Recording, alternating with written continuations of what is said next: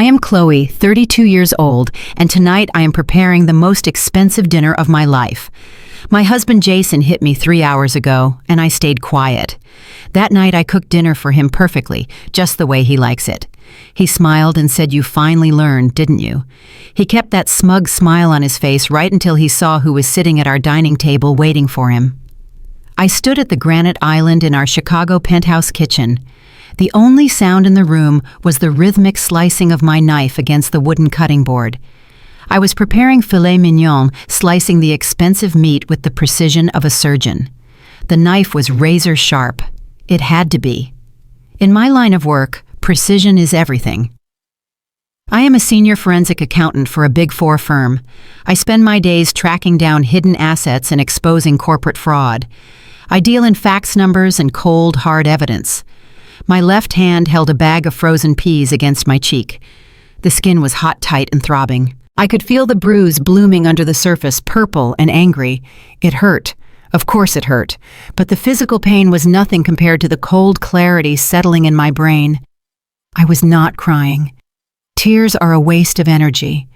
Tears blur your vision, and tonight I needed to see everything clearly. Jason thought he had won. He thought that slap was the end of the argument, the final punctuation mark on his authority. He was upstairs right now, probably showering and whistling, thinking he had finally put his high-earning wife in her place. He thought my silence was submission. He was wrong. My silence was not surrender. My silence was calculation. I looked down at the steak. It cost $60 a pound. A trivial amount compared to the $15,000 he had demanded 3 hours earlier. That was the price of his mother's birthday cruise. He had thrown a folder at my face screaming that I made $200,000 a year and had no right to be stingy. He called me selfish. He called me a bad wife. And when I told him that my retirement savings were not a charity fund for his mother Linda, he struck me. I set the knife down. I walked to the hidden wall safe behind the pantry shelving. My hands were steady. I dialed in the combination. Inside sat a thick stack of documents I had been compiling for weeks. Bank statements, credit reports, and photos from a private investigator. I took them out and placed them on the counter next to the seasoning. Tonight was not just about dinner. Tonight was an audit. Jason thought we were hosting a celebration for his mother and his sister Tiffany. He thought I had capitulated and agreed to pay for their luxury vacation. He had no idea that the main course was not the steak. The main course was justice. I checked my watch. It was 5:30. The guests would arrive at 7. I had 90 minutes to finish cooking and ensure that every single piece of evidence was plated as beautifully as the food. I picked up the knife again. The blade glinted under the recessed lighting. I felt a strange sense of calm. They say revenge is a dish best served cold, but I prefer mine served with a side of federal subpoenas and a glass of expensive red wine. 3 hours earlier, the temperature in our penthouse was 72 degrees, but the air felt frozen. I was sitting on the beige sectional reviewing the quarterly audit for a manufacturing client when the front door slammed open. It was Jason. He did not say hello. He never says hello anymore unless there is an audience. He walked straight into the living room and tossed his wet trench coat onto the armchair I had just had upholstered. He threw a glossy brochure onto the glass coffee table. It slid across the surface and stopped right on top of my spreadsheet. I looked down. It was a pamphlet for a luxury Mediterranean cruise line. The page was folded open to the owner's suite. $15,000 per person. "Happy birthday to Mom," he said, loosening his tie. He walked to the wet bar and poured himself a scotch. The expensive kind that I bought for my boss, but that Jason drank whenever he felt like celebrating. I looked at the price tag again. $15,000. I kept my voice even. "Jason, your mother's birthday is in 3 weeks. We already sent her a gift card for Nordstrom and paid for her car insurance for the year." He swirled the amber liquid in his glass and turned to face me. "That was cute, Chloe, but 60 is a big milestone. She wants to see Greece. She wants to see Italy. And Tiffany is going, so she needs a companion. I told her we would cover it." I felt the familiar tightening in my chest. It was not anxiety. It was the physical sensation of watching numbers in a ledger turn red. I closed my laptop slowly. You told her we would cover it. Who is we, Jason? Because the joint account has exactly $400 in it." He laughed a sharp sound that lacked any humor. "You know what I mean. You. You are the one pulling in $200,000 a year at that soul-sucking firm. You are the one with the bonuses. Don't act like we are poor Chloe. It is unbecoming." I stood up. "I am not acting like we are poor.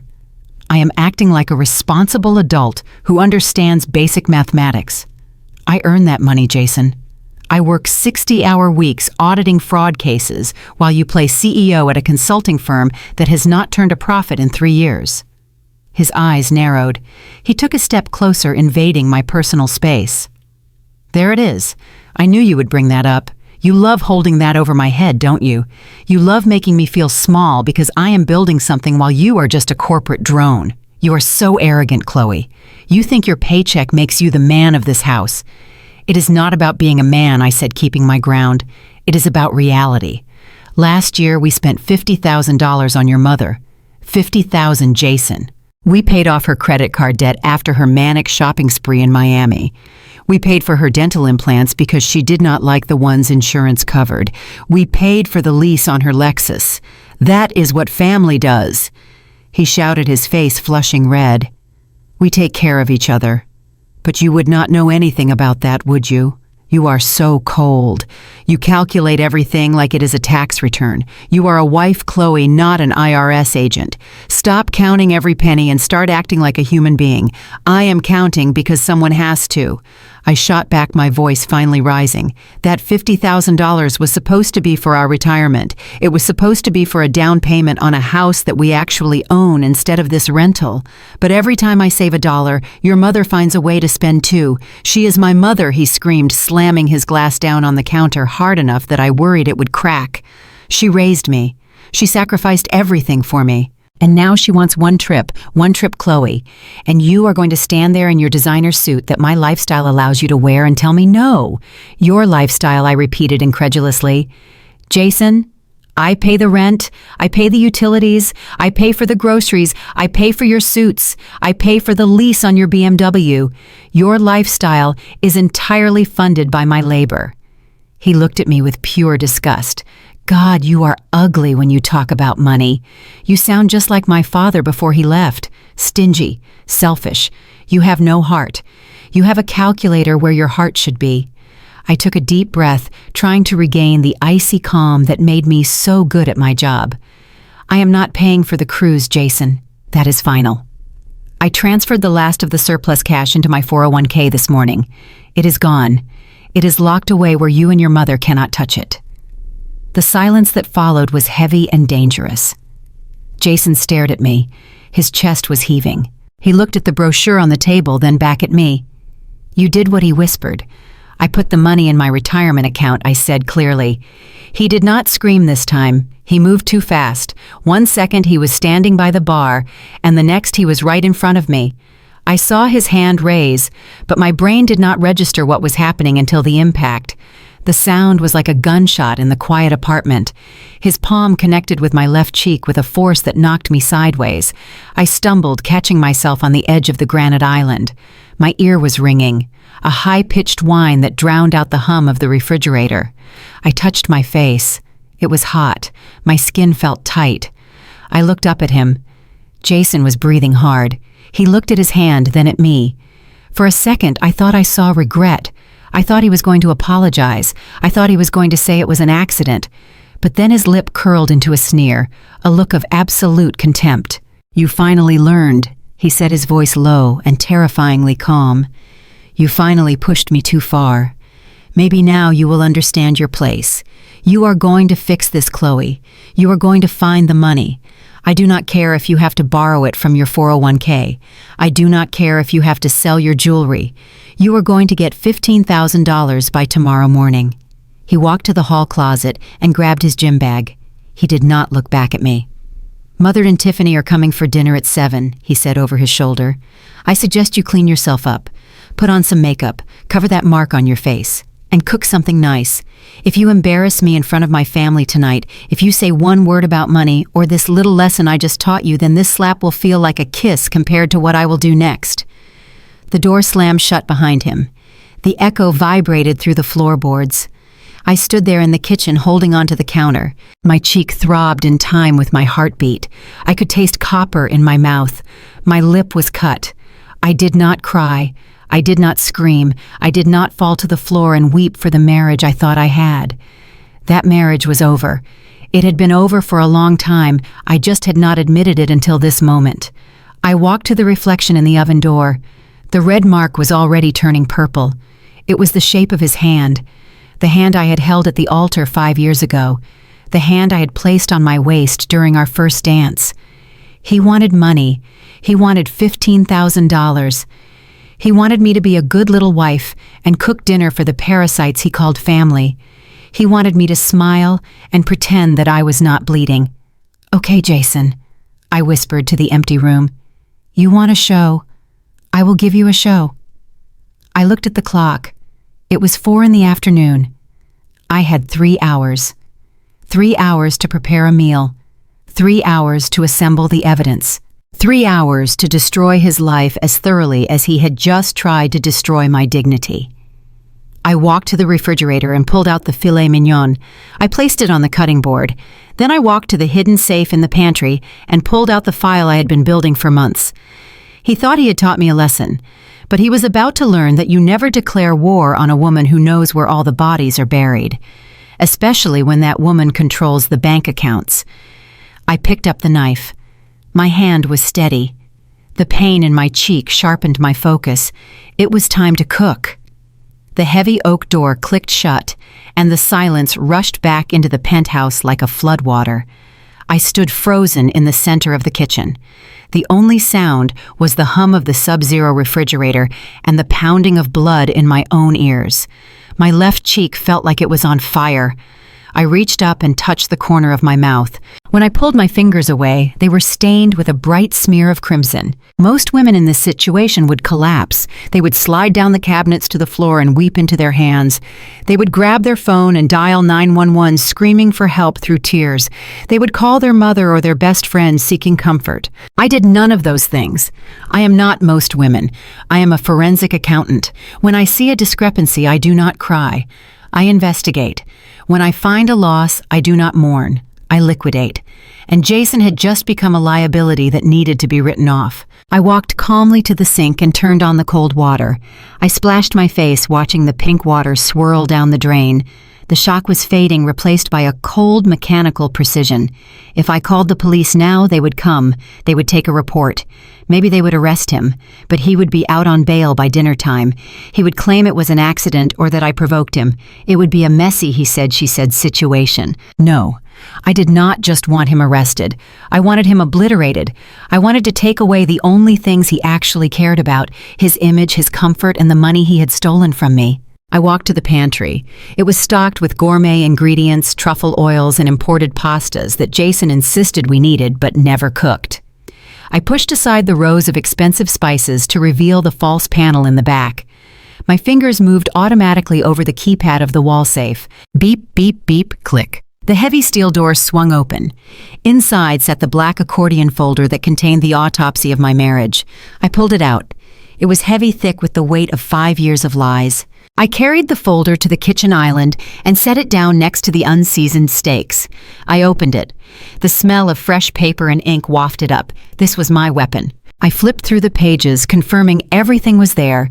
The bank statements showing the unauthorized withdrawals, the credit card applications he had filled out using my social security number, the forged signature on the home equity line of credit documents, the photos from the private investigator showing Jason entering the apartment of a 22-year-old girl named Brittany at 2 in the afternoon on Tuesdays when he was supposed to be at consulting meetings. It was all there.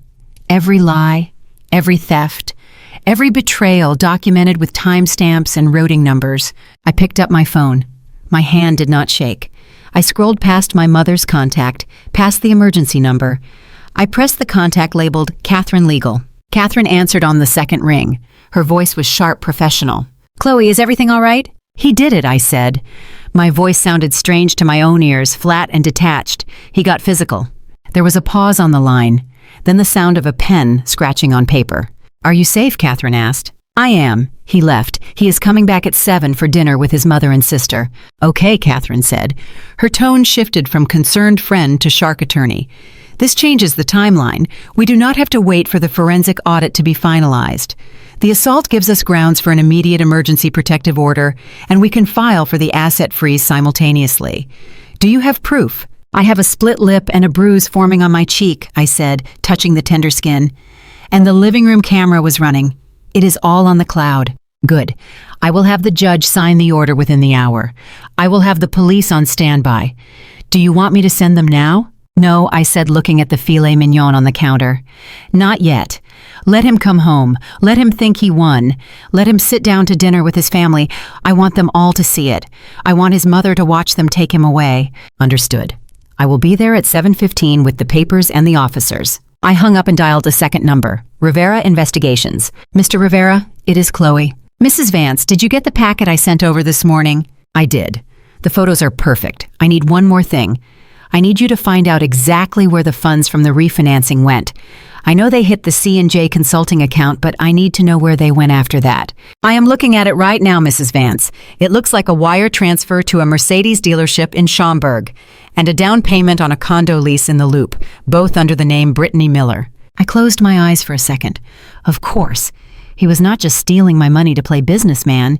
He was stealing my money to play sugar daddy. Send me the transaction receipts, I said, opening my eyes. And Rivera. Yes. Make sure the timestamp on those receipts is highlighted. I want there to be absolutely no doubt that he bought his mistress a car with the money he stole from his wife's house. Consider it done. Anything else? No, that will be all. I ended the call and placed the phone on the counter. I looked at the black folder. Then I looked at the reflection in the dark window. The woman staring back at me looked tired. Her lip was swollen. Her cheek was purple, but her eyes were dry. I walked to the freezer and took out a bag of frozen peas.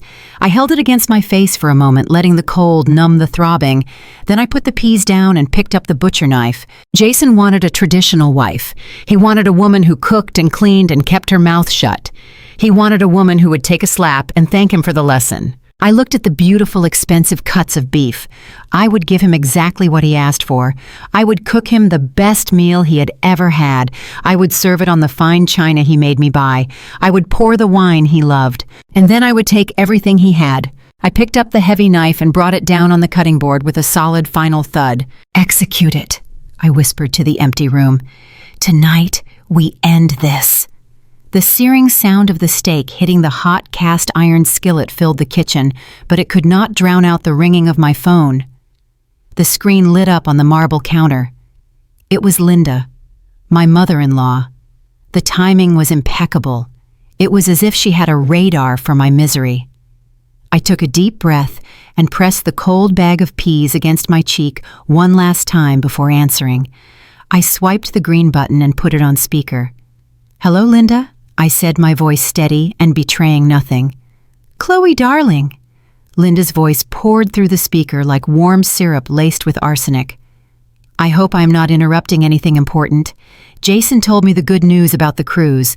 I knew you would come to your senses. You are such a good girl when you want to be. I flipped the steak. The smell of rosemary and garlic rose in the air. I did not confirm or deny anything. I just let her talk. Linda did not need a conversation partner. She needed an audience. I have been looking at the itinerary, she continued without waiting for a response.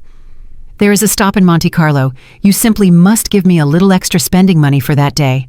I saw this marvelous vintage Chanel bag online, and I think it would be perfect for the captain's dinner. And Tiffany says she needs new luggage. You cannot expect her to travel with that old set you bought her 2 years ago. It is scuffed. I listened to her list of demands. A Chanel bag, new luggage, excursions, spa treatments. She was spending money I had not agreed to give her, money that represented the hours I spent staring at spreadsheets until my eyes burned, money that represented the weekends I missed because I was auditing fraud cases. You know, Chloe, she said, her tone dropping to a conspiratorial whisper, you really should be more generous with Jason, too. He has been so stressed lately with his business. He needs to relax. You are so lucky he chose you. I froze. The tongs in my hand hovered over the pan. Excuse me, I asked. Well, let us be honest, dear. Jason is a very handsome man. He comes from a good family. He had so many options. Girls from society families. Girls who know how to host a party and keep a home. But he picked you.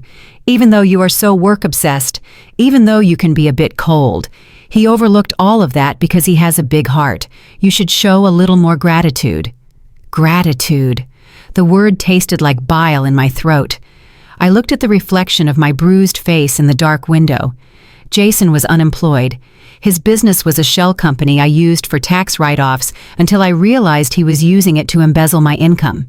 He had not contributed a dime to this household in 3 years. But Linda did not live in reality. She lived in a fantasy world funded by my paycheck. And hearing her talk about family honor triggered a memory so sharp it almost brought me to my knees. I closed my eyes, and suddenly I was not in my penthouse kitchen. I was back in Linda's living room 4 years ago. The air had smelled of stale cigarette smoke and desperation. It was 2 weeks after Jason's father had died. We thought he had died of a heart attack, but the truth was messier. He had died owing $60,000 to a bookie in Cicero. I remembered sitting on her floral couch watching Linda weep, not for her husband, but for her reputation. They are going to take the house, she had sobbed, clutching a handkerchief that cost more than my first car. They are going to come here and take everything. The neighbors will know. The club will know. We will be ruined, Chloe. You have to fix it. Jason had sat next to her looking at the floor. He had no money. He had just quit his 3rd job that year. He looked at me with those puppy dog eyes that used to work on me. Babe, can't you do something, he had asked. You have savings. I did have savings. I had money I had saved from my first big bonus. Money I wanted to use to start my own firm one day. I looked at Linda wailing about her social standing. I looked at Jason terrified of the consequences of his father's actions. And I had written the check. I wrote a check for $60,000 to pay off a gambling debt for a man who had never liked me. I did it to save their house. I did it to save their name. I did it because I thought that was what family did. I bought their dignity with my hard-earned cash. And how did Linda repay me? She told the neighbors she had handled the estate brilliantly. She never mentioned my help. She never said thank you. And now 4 years later, she was asking for a Chanel bag and telling me I should be grateful her son married me. The memory faded, leaving behind a cold, hard resolve. I opened my eyes. The steak was searing perfectly. Are you still there, Chloe? Linda asked, her voice sharp with impatience. I am here, Linda, I said. And you are right. We need to discuss all the arrangements. Good. Make sure you book the flights tonight. First class, obviously. I cannot have my knees cramping in coach. We will settle everything at dinner, I said. My voice was calm, dangerously calm. Come over at 7. Bring Tiffany. We have a lot to talk about. Oh, we are so excited. I hope you made something special. Jason said you were cooking. Try not to overcook the meat this time, dear. You know he likes it rare. I looked at the bloody steak in the pan. Do not worry, Linda, I said. It will be very rare. I hung up the phone and placed it gently on the counter. Gratitude. She wanted gratitude. I would show her exactly what I was grateful for. I was grateful for the paper trail. I was grateful that I had kept the receipt for that gambling debt. I was grateful that I had kept the bank transfer records for her car, her teeth, and her lifestyle. She thought she was coming over to plan a vacation. She thought she was the matriarch of a wealthy dynasty. She had no idea that she was actually a squatter in a life I paid for. I turned the burner off. The meat was done. It was time to set the table. I walked to the dining room and pulled out the fine china. The plates Linda had picked out for our wedding registry but made me pay for. I placed them on the table.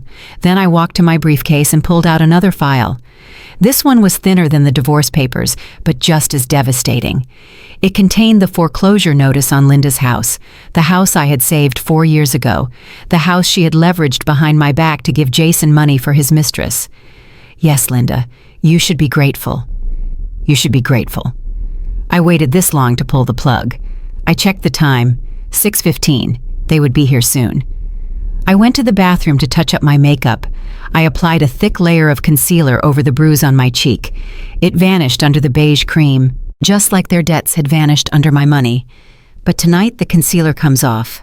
Tonight everyone sees the ugly truth. I looked at myself in the mirror. My eyes were cold, dead.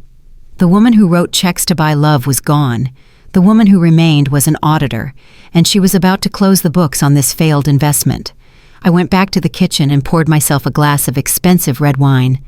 I took a sip and waited for the doorbell to ring. I was ready. The doorbell rang at 6:30. They were 30 minutes early. Of course they were. Tiffany never arrived on time. She arrived when it was convenient for her, usually to catch me off guard or to criticize my preparation. I smoothed the front of my silk blouse, checked my reflection in the hallway mirror one last time to ensure the concealer was holding, and walked to the door. I opened it, and Tiffany breezed past me without a hello. She was wearing a cream-colored cashmere coat that cost more than my first car. A coat I knew for a fact Marcus had put on a credit card he was struggling to pay off. She brought a gust of expensive perfume and entitlement into my foyer. "We are early," she announced, throwing her coat onto the entryway bench instead of hanging it up. The traffic was non-existent and I was bored at home.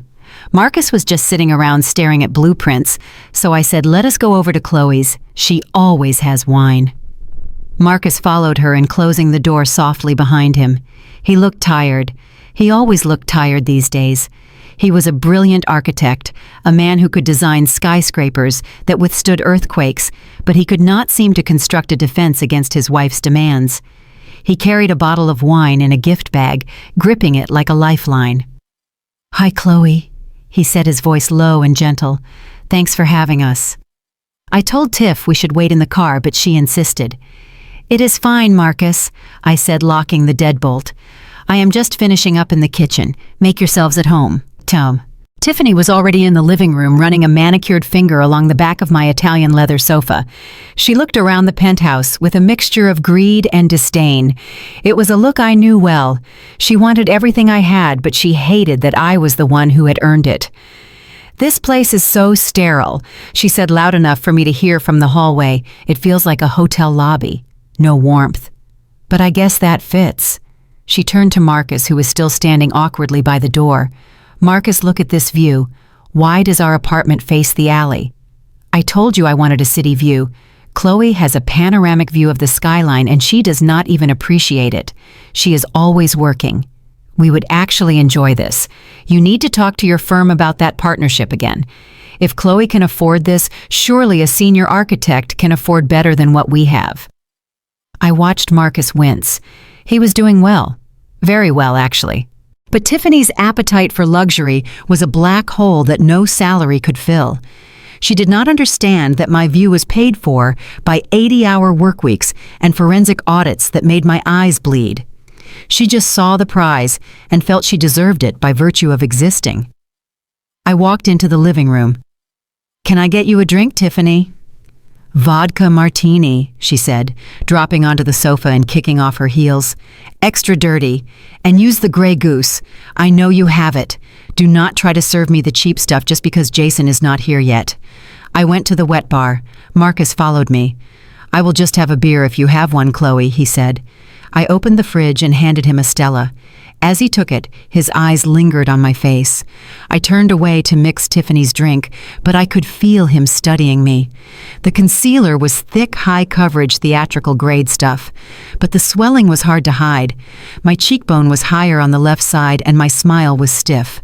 "Chloe," he said quietly, so Tiffany could not hear over the sound of her own voice complaining about the temperature. "Yes, Marcus. Are you okay?" I stopped stirring the martini. I looked at him. Marcus was a good man. He was kind. He was talented. And he was completely spineless when it came to the Vance family. He saw things. He saw how they treated me. He saw the snide comments and the financial abuse. But he never said anything.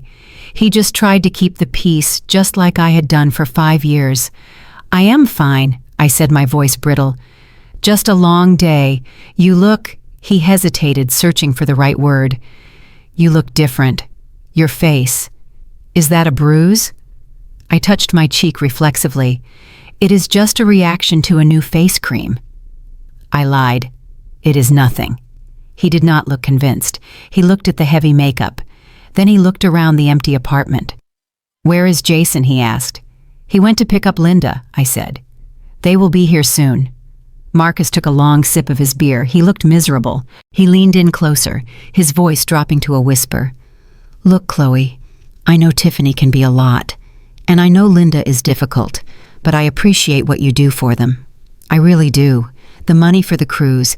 I told Tiffany it was too much to ask. I told her we should pay for ourselves, but she said Jason insisted you wanted to treat them." I felt a flash of pity for him. He had no idea. He thought I was a willing participant in this robbery. He thought I was generous. He did not know I was a hostage who had just cut her ropes. "It is handled, Marcus," I said, handing him the martini glass to take to his wife. "Do not worry about the money. Everything is going to be settled tonight." He looked relieved. "You are a saint, Chloe. Seriously, I do not know how Jason got so lucky." He took the drink to Tiffany, who snatched it without a thank you. She took a sip and frowned. "Too much vermouth," she declared, setting it down on a coaster. "But whatever, it will do. So, Chloe, tell me about the itinerary. Mom said you booked the owner's suite. Did you get the one with the private balcony jacuzzi? I saw on their website that only 2 suites have it. I told Mom we simply must have it. It would be perfect for her sciatica." She looked at me, her eyes bright with avarice. She was the golden child in every sense. She had never been told no. She had never faced a consequence. Her parents had shielded her from reality her entire life, and now she expected the rest of the world to do the same. She truly believed that my money was a family resource that she had a birthright to access. I stood by the bar, swirling my own glass of water. "I handled all the bookings, Tiffany," I said. "You and Linda are going to have an experience you will never forget." She clapped her hands together, squealing like a teenager. "Oh, I knew it. Jason said you were being a bit difficult earlier about the price, but I told him, do not worry, Chloe always comes through. She knows what is expected of her. You are the breadwinner after all. It is your job to take care of the family since Jason is building his empire. Building his empire."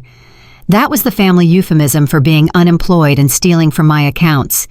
"It is definitely my job to take care of things," I said. "And tonight, I have taken care of everything." Marcus sat down in the armchair looking uncomfortable. He tried to change the subject. "The place looks great, Chloe. Did you get new art?" He pointed to a blank space on the wall where a painting used to hang. "I had sold it yesterday to pay the retainer for the divorce lawyer." "No," I said. "I am just clearing out the clutter, getting ready for a fresh start." Tiffany laughed. "A fresh start. Please, you have been in this apartment for 3 years. It is time to upgrade. Marcus has been designing these incredible lakefront properties in Lake Forest. You should buy one. Then we could come visit on weekends. It would be like a family compound. You could pay for the house and Marcus could design it. It would be perfect." She rattled on, planning a future with my money, spending millions I had not even earned yet. She talked about boat docks and guest houses, and how she would decorate the nursery if I ever managed to get pregnant, which she doubted, because I was so stressed all the time. I watched her mouth move. I watched the way she dismissed Marcus every time he tried to speak. I watched the way she looked at me not as a person, but as a wallet with legs. She was a parasite, a beautiful, well-dressed parasite, and Marcus was her host. But unlike Marcus, I was done feeding the infection. I checked my watch. 6:45. Jason and Linda would be here any minute. The stage was set. The audience had arrived. Tiffany was talking about shopping in Paris now, listing the boutiques she planned to visit. "I am going to get that vintage Chanel Mom wants," she said, taking another sip of the martini she claimed to hate. "And maybe a pair of Louboutins for myself. You know, since we are saving so much on the tickets thanks to you, I figure I can splurge a little. Marcus said we are on a budget, but honestly, what is the point of going to Paris if you are going to pinch pennies?" "Right, Chloe. You understand. You have expensive taste." I looked at her. I looked at the diamond tennis bracelet on her wrist that I knew I had paid for last Christmas. I looked at the highlight on her cheekbones that caught the light. "I understand perfectly, Tiffany," I said. "You get what you pay for, and tonight everyone is going to pay exactly what they owe." She frowned slightly, not quite understanding the tone of my voice, but before she could ask what I meant, the front door opened. The sound of Jason's voice boomed from the hallway, loud and jovial. "Honey, we are home. Look who I found." Linda's shrill laughter followed. "Chloe, darling, I hope that steak is ready. I am famished." I looked at Marcus, who offered me a sympathetic smile. I looked at Tiffany, who was already standing up to greet her mother. Then I looked at the reflection of my bruised face in the mirror above the fireplace. Showtime. Jason strode into the living room with the confidence of a man who believed he had successfully disciplined his wife. He wore a smile that did not quite reach his eyes, a smile that said he was benevolent for forgiving me for making him hit me. He walked straight over to where I stood by the kitchen island and placed a heavy, possessive hand on the back of my neck. He leaned in and kissed my left cheek right over the spot where the concealer was thickest. "You look beautiful, darling," he said, his breath smelling of mints he used to cover the scent of scotch. "I knew you would pull it together. That is my girl." I did not flinch. I did not pull away. I stood as still as a statue, letting him mark his territory. He squeezed my neck just a little too hard, a silent reminder of the power dynamic he thought existed between us. Linda bustled in behind him, throwing her fur coat onto the entryway bench right on top of Tiffany's. She walked into the kitchen, her eyes scanning the room for flaws. "Well, it smells decent in here," she announced, sniffing the air. "But Chloe, really, you are wearing that blouse. It is a bit severe for a family dinner, don't you think? You look like you are going to a board meeting, not hosting your husband's family." I smoothed the silk of my blouse. "It was severe. It was armor. I thought it was appropriate, Linda," I said, my voice devoid of emotion. "Tonight is a business dinner, after all. We have a lot of logistics to discuss regarding the trip." She waved her hand dismissively. "Oh, do not be so formal. We are just going to finalize the fun parts. The shopping, the excursions. But yes, I suppose you should look professional since you are the one handling the checkbook." She laughed, a high tinkling sound that grated on my nerves. She walked past me to the dining room, running a finger along the sideboard, checking for dust. There was none. My housekeeper came twice a week, and I had gone over everything myself an hour ago. I picked up the tray of appetizers, truffle deviled eggs and prosciutto-wrapped figs. I carried them into the living room where Tiffany and Marcus were waiting. Jason was already pouring drinks. He had opened the bottle of wine I had left on the counter, a vintage Chateau Margaux. It cost $800 a bottle. I had bought it for our 5th anniversary, which was coming up next month. I had saved it thinking we would celebrate making it to 5 years. Now it was just bait. Jason poured a generous glass for his mother and another for Tiffany. He held the bottle up to the light, admiring the deep ruby color. "Now, this is what I am talking about," he said, grinning at me. Chloe finally brought out the good stuff. "See, Mom, I told you she was sorry. She knows she messed up earlier. This is her way of apologizing." I watched him pour the wine. He did not know that he was drinking the liquid equivalent of his severance package. "Enjoy it, Jason," I said. "It is a very rare vintage. We will not be buying another one like it." He winked at me. "Do not be dramatic, babe. Business is going to pick up next quarter. I have some big contracts in the pipeline. We will be swimming in Chateau Margaux by Christmas." I almost smiled. The only thing he would be swimming in by Christmas was debt and prison toilet water. While they busied themselves with the wine and the appetizers, I slipped away to the dining room to make the final adjustments. The table was set with the precision of a crime scene. I had polished the silver until it gleamed like surgical instruments. The crystal glasses sparkled under the chandelier. I checked the seating arrangements. I had thought about this carefully. I placed Linda at the head of the table facing the window. She needed to feel important. She needed to feel like the matriarch presiding over her subjects. This position would feed her ego and make the fall that much harder. I put Tiffany to her right, the position of the favored child. She would be close enough to her mother to seek comfort when the truth came out, but far enough away that I could see her face clearly when I revealed her betrayal to Marcus. I placed Marcus across from Tiffany. I needed him to have a direct line of sight to his wife. I needed him to see every micro-expression, every flicker of guilt when I dropped the evidence of her theft. Marcus was the only wild card tonight. He was a victim too, and I needed him to realize it before the police arrived. And Jason. I placed Jason to my left. It was the traditional seat for the host, but more importantly, it placed him directly in the line of sight of the bookshelf in the corner. I walked over to the bookshelf. Nestled between a first edition of The Great Gatsby and a decorative vase was a small black object. The lens of the security camera glinted faintly in the ambient light. It was active. The little blue LED light was taped over with black electrical tape so no one would notice it, but I knew it was recording. I pulled out my phone and checked the app. The feed was crystal clear. It showed the dining table, the empty chairs, and the specific seat where Jason would be sitting. The audio was crisp, picking up the sound of Linda's laughter from the other room. Everything that happened tonight would be uploaded instantly to a secure cloud server. If Jason tried to hit me again, the world would see it. If he threatened me, the judge would hear it. This was my insurance policy. I turned back to the table. There was one final touch. I reached into the pocket of my slacks and pulled out a stack of photographs. They were printed on high-quality glossy paper. The private investigator had done excellent work. The images were sharp and damning. Jason kissing Brittany outside her condo. Jason handing Brittany the keys to the Mercedes. A close-up of the lease agreement with Jason's signature clearly visible at the bottom. I walked around the table. I lifted the heavy linen napkin at Linda's place setting. I slid a copy of the foreclosure notice underneath it. It was completely hidden by the fabric. She would not see it until she picked up her napkin to place it in her lap. I moved to Marcus's seat. Under his napkin, I placed the bank transfer records showing the $50,000 moving from his joint account to Jason's shell company. I also included the invoice for the Hermes bag Brittany was currently carrying around the city. And finally at Jason's seat. I did not put anything under his napkin. That would be too subtle for him. Instead, I placed a single document under his bread plate. It was just the edge of it peeking out, the corner of the subpoena. He would not notice it until he reached for a roll. By then, it would be too late. I stepped back and surveyed my work.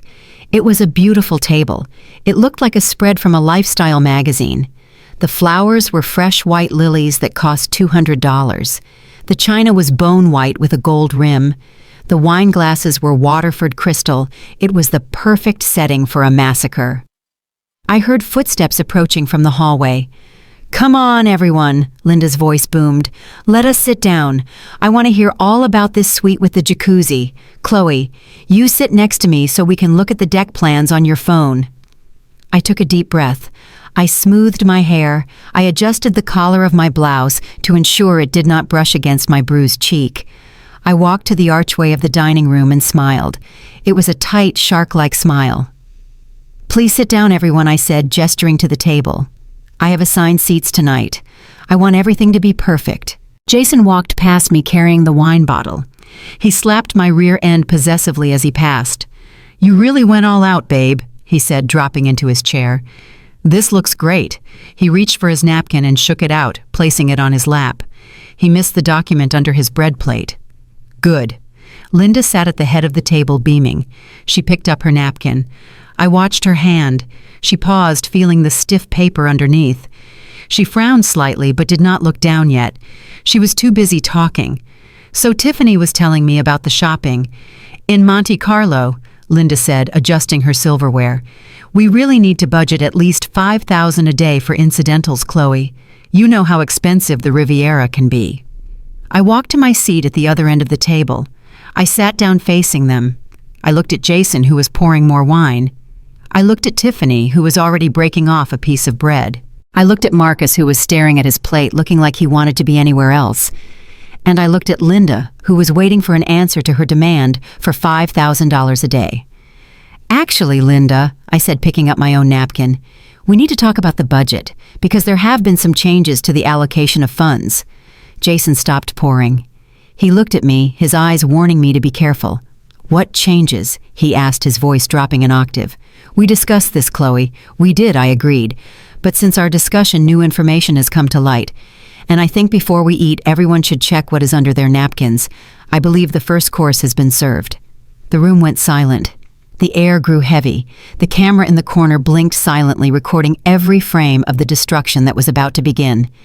2 weeks before the slap and the steak and the subpoena, I was sitting in my home office doing what I do best. I was looking for anomalies. It was a Tuesday night. The city lights of Chicago were glowing outside the floor-to-ceiling windows of the penthouse, but I was not looking at the view. I was looking at a spreadsheet. I managed the household finances the same way I manage a corporate audit. Every Friday, I download the transaction history from all our joint accounts and credit cards. I categorize the expenses. I reconcile the balances. It is not because I am controlling. It is because I know that numbers never lie, but people do. Jason had always called me obsessive for doing this. He said I took the romance out of life. But romance does not pay the mortgage, and romance certainly does not catch a thief. It was 11:30 at night. Jason was asleep in the master bedroom, or at least he was pretending to be. I had just poured myself a glass of sparkling water and opened the statement for the American Express Platinum card. This was a supplementary card I had issued to Jason 2 years ago. It was supposed to be for emergencies and household errands only. I kept a low limit on it, but I still monitored it like a hawk. I scrolled through the list of transactions. Gas station, Starbucks, grocery store, dry cleaners. It all looked normal, mundane even. And then I saw it. Row 42, date October 14th, Merchant Victoria's Secret. Amount $50.42. Location, the Magnificent Mile. I stopped scrolling. I stared at the line item. $50. It was a small amount. In the grand scheme of our finances, it was a rounding error. Most wives would have scanned right past it. Most wives would have assumed their husband bought them a gift, maybe a pair of panties or some lotion. Or maybe they would have assumed it was a mistake. But I am not most wives. I am a forensic accountant, and in my world there is no such thing as a small error. There are only symptoms. I do not shop at Victoria's Secret. I haven't shopped there since college. My lingerie drawer is filled with La Perla and Agent Provocateur silk and French lace that costs 10 times what Jason spent. And Jason knew that. He knew my size. He knew my brand. He knew that I hated synthetic fabrics. So why was he spending $50 at a mall lingerie store on a Tuesday afternoon? I looked at the date again. October 14th. That was a Tuesday. Jason had told me he was at a networking lunch in the West Loop all afternoon. He said he was meeting with a potential investor for his consulting firm. The Magnificent Mile is nowhere near the West Loop. My heart rate did not speed up. Instead, it slowed down. This is what happens when I find a red flag in a client's ledger. The world goes quiet. My focus narrows. The emotional part of my brain shuts down and the auditor takes over. I logged into the credit card portal. I pulled up the transaction details. It was a physical swipe, not an online purchase. That meant he was there in person.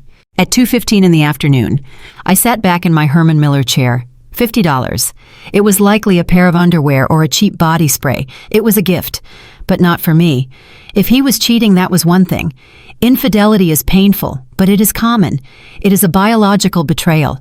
But using my credit card, the card I pay off every month with my salary to buy gifts for his mistress, that was financial malfeasance. That was theft. I opened a new browser window. If he was sloppy enough to use the joint card for a $50 purchase, what else was he sloppy about? Criminals usually start small. They test the waters. If they get away with the small theft, they escalate. They get greedy. And Jason had always been greedy. I decided to pull my own credit report. I had not checked my personal credit score in 6 months. I had excellent credit, a score of 820. I had no debt other than the mortgage on the penthouse and the lease on my car. I paid my balances in full every month. I was the picture of fiscal responsibility. I navigated to the Equifax website.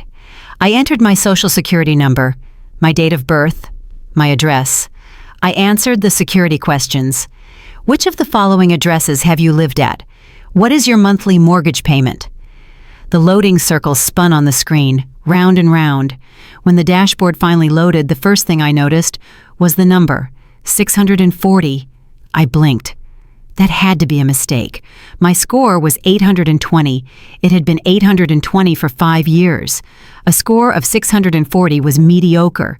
It was the score of someone who missed payments, someone who carried high balances, someone who was drowning. I felt a cold prickle of sweat on the back of my neck. This was not a glitch. This was a disaster. I clicked on the tab labeled Open Accounts. The list populated. I scanned it quickly. There was my primary mortgage. Correct. My student loans, which were paid off. Correct. My American Express. Correct. And then the list kept going. Chase Sapphire Reserve, opened 11 months ago. Balance $24,000. Status past due. City Diamond Preferred. Opened 8 months ago. Balance $18,000. Status current, but minimum payments only. Discover It Cashback. Opened 4 months ago. Balance $36,000. Status past due. I stared at the screen. My breath hitched in my throat. I did not open these accounts. I have never banked with Citi or Discover. I have a Chase card, but not a Reserve. These were credit cards opened in my name using my Social Security number using my credit history. But I had never seen the physical cards. I had never seen a statement. I clicked on the details for the Chase card. I needed to see where the statements were being sent. If they were coming to the penthouse, I would have seen them. I checked the mail every day. Jason never checks the mail. Address on file, P.O. Box 492, Wicker Park Station, Chicago, Illinois. I pulled up the other 2 cards. Same address, P.O. Box 492. I opened Google Maps. Wicker Park was hip. It was trendy. It was full of bars and boutiques and young people. It was also where Jason's office used to be before he supposedly started working from home. I did the math in my head. $24,000 plus $18,000 plus $36,000, $78,000. Jason had racked up $78,000 of debt in my name in less than a year. I felt a wave of nausea roll through me. This was not just cheating. This was identity theft. This was federal fraud. He had stolen my identity. He had impersonated me to the banks. He had intercepted the mail. I started clicking through the transaction histories of the fraudulent cards. It was a roadmap of a secret life. Dinners at expensive steakhouses for 2. Hotel stays at the Peninsula and the Four Seasons locally in Chicago. Weekends away in Miami and Las Vegas.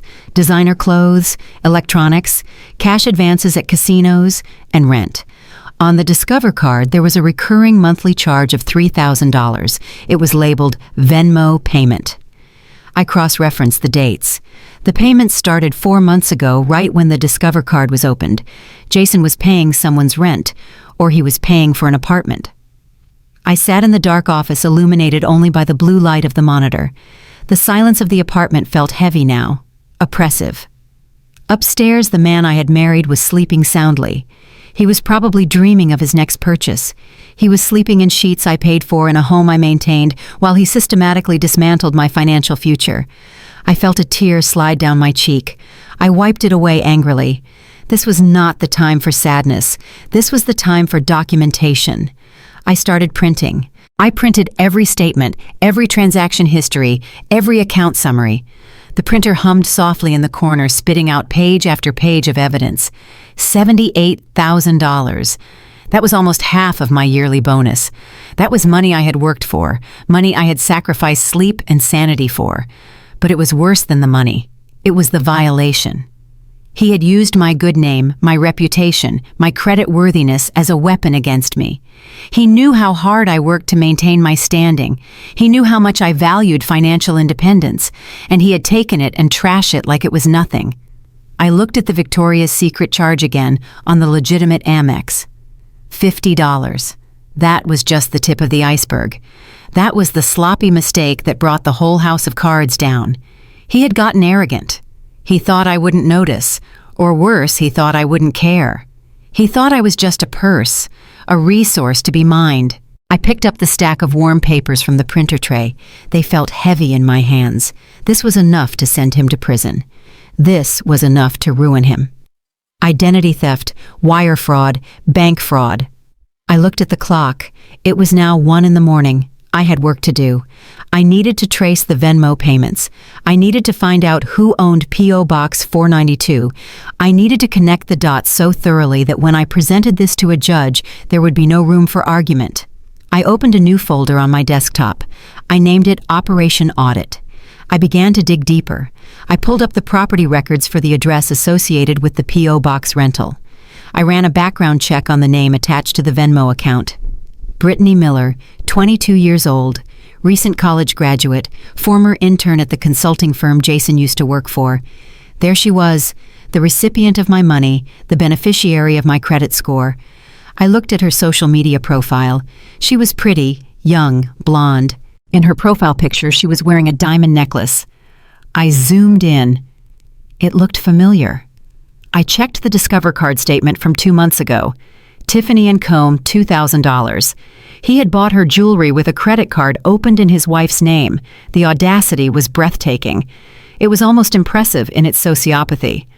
I closed the laptop. I had seen enough for tonight. I had the evidence. Now I needed a strategy. I could not confront him yet. If I confronted him now, he would panic. He would destroy evidence. He would hide the assets he had purchased. He would run. No. I needed to freeze him out. I needed to secure my assets. I needed to separate my finances from his before he could do any more damage. And I needed to do it without him knowing that I knew. I walked to the window and looked out at the city. The lights were beautiful, cold and distant. Jason had made a fatal error. He thought he was playing a game with a jealous wife. He thought he could charm his way out of an affair. But he was not dealing with a jealous wife.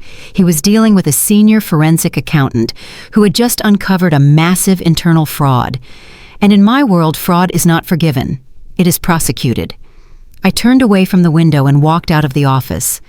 I passed the bedroom door where Jason slept. I did not go in. I went to the guest room. As I lay in the dark, my mind was already drafting the affidavit. My heart was broken, yes, but my resolve was made of steel. He wanted a lifestyle he could not afford. He wanted a mistress he did not have to pay for. He wanted a wife who would bankroll his fantasies. He was about to find out that the interest rate on this debt was going to cost him his life. $78,000. I whispered the number into the darkness.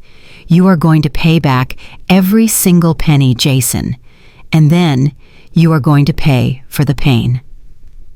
I closed my eyes, but I did not sleep. I plotted. The deep dive was over. The audit had begun, and the findings were going to be terminal. The credit card fraud was a slap in the face, but the mortgage situation was a knife to the heart. After discovering the $78,000 in credit card debt, I did not sleep. The sun rose over Lake Michigan, painting the sky in hues of pink and gold that felt mocking in their beauty. I showered, dressed in my sharpest charcoal suit, and drank 3 shots of espresso. I had to go to work. I had to function. But the auditor in me could not rest. The credit cards were bad, but they were unsecured debt. If Jason defaulted, it would ruin my credit score, but they could not take my home. At least that is what I told myself as I drove to my office in the Loop. But a nagging voice in the back of my head, a voice honed by years of sniffing out corporate malfeasance, whispered a terrifying question. If he was willing to steal your identity for a Amex, what would he do for real money? The penthouse was my pride and joy. I had bought it before we were married, putting down a massive down payment from my savings. I had added Jason to the deed after the wedding because he had made a big show about us being partners. He said it was important for his dignity. I had been in love. I had been stupid. I added him to the title, but the mortgage remained in my name because his credit was never good enough to refinance. At 10 in the morning, I sat at my desk at the firm. I had 2 junior associates waiting for me to review a file, but I closed my office door and locked it. I pulled up the online portal for my mortgage lender. I usually only checked this account once a year to get the tax documents. The payments were on autopay. I typed in my username and password. The little wheel spun. When the account summary loaded, I felt the blood drain from my face. The principal balance was wrong. It was wrong by a significant amount. I knew exactly what I owed. I owed $340,000. I had been paying it down aggressively. But the number on the screen said $460,000. I blinked. I refreshed the page. The number remained. $460,000. My balance had increased by $120,000. There was only one way a mortgage balance went up: a cash-out refinance. I reached for the phone. My hand was shaking so badly I had to grip the receiver with both hands to steady it. I dialed the lender's elite customer service line. I had status with the bank. They answered on the first ring. "This is Sarah. How can I help you, Mrs. Vance?" "Sarah, I am looking at my mortgage balance," I said, keeping my voice low and professional. "There seems to be a discrepancy. It shows a balance that is $120,000 higher than my last statement." "Oh, let me take a look at that for you." I heard the clicking of keys on the other end. The seconds stretched into hours. "I see here that you closed on a cash-out refinance 3 weeks ago," Sarah said brightly. "Congratulations on locking in that rate, by the way. The funds were wired on the 25th. Did you not receive them?" The room spun. 3 weeks ago. On the 25th, I was in New York for a conference. I was not even in the state. "Sarah," I said, my voice dropping to a whisper, "I did not authorize a refinance. I was not present for a closing. I did not sign any documents." There was a pause on the line.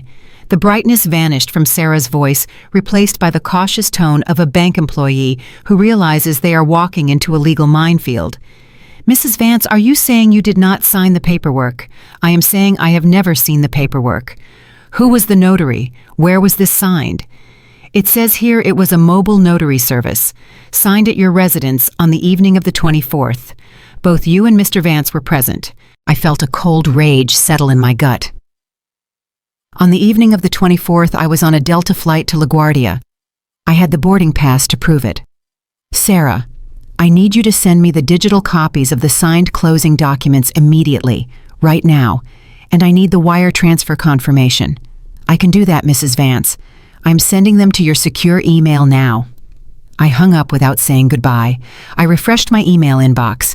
1 minute later, the notification appeared. I opened the PDF. I scrolled past the standard disclosures, past the interest rate lock, past the amortization schedule. I scrolled all the way to the signature page. There it was, Chloe Vance. It was my name. It looked like my signature. But it was not my hand. The loop on the C was too wide. The slant was slightly off. It was a good forgery, but it was a forgery nonetheless. Someone had sat at my dining room table, presumably a woman Jason had hired, or perhaps even Tiffany in a wig, and signed my name to a federal document. And there right next to it was Jason's signature. Bold, arrogant, real. He had refinanced our home behind my back.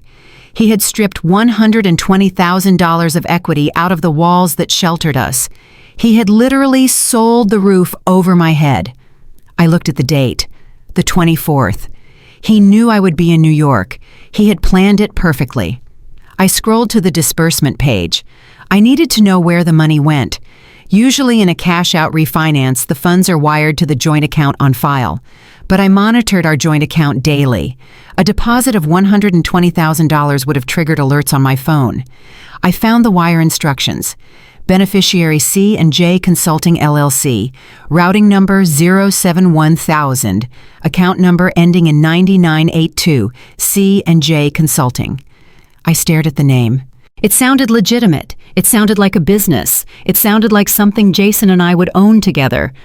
Chloe and Jason. C&J. It was almost romantic if you ignored the felony fraud. But I did not own a company called C&J Consulting. And Jason's consulting firm was registered as Vance Strategic Solutions. This was a shell company, a ghost entity created for the sole purpose of laundering the equity from my home. I needed to find out where that bank account was held. I needed to follow the money. In forensic accounting, we have a saying, the money always talks. You just have to know the language. I looked at the routing number, 0710. That was Chase Bank. I picked up the phone again. I called my contact at Chase. I have friends in fraud departments all over the city. It pays to be in the industry. "David," I said when he answered, "I need a favor. I need you to look up an account for me. It is a business account. C&J Consulting." "I can't give you specific details, Chloe," you know that David said. "Privacy laws. I know David, but I suspect this account is receiving stolen funds from a mortgage fraud scheme involving my husband. I'm going to subpoena it anyway. I just need to know if the money is still there. If it is gone, I need to start filing the freezing orders now." There was a heavy sigh on the other end. "Give me the account number." I read it to him. I heard him typing. "Chloe. Yes, the money is moving fast. The wire hit 3 weeks ago, 120,000. Since then, there have been significant outflows. Where is it going, David? I can't see the counterparties without a warrant, but I can tell you the patterns. Large wire transfers to a luxury car dealership, a large cashier's check issued for a real estate holding company, and lots of smaller transfers to a personal account. A personal account. Yes, it looks like a payroll transfer almost. But the name on the receiving account isn't Jason Vance. Who is it? David hesitated. Chloe, I really shouldn't.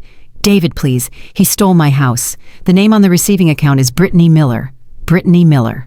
The name hit me like a physical blow. I had seen that name last night on the Venmo transactions. The 22-year-old former intern, the mistress. Jason hadn't just opened credit cards for her. He hadn't just bought her jewelry. He had liquidated the equity in my home to fund her life. He had stolen $120,000 from me and funneled it through a fake company named after us, C&J, to give it to her. The level of sociopathy was staggering.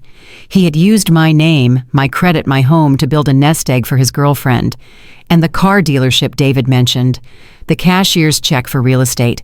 He bought her a car. He put a down payment on a condo for her. While I was working 60-hour weeks to pay down the mortgage, he was stripping the value out of the property to set up a second life. I thanked David and hung up. I sat in my office and looked at the forged signature on the screen.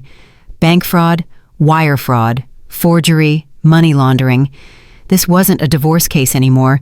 This was a RICO case. I felt a cold calm settle over me.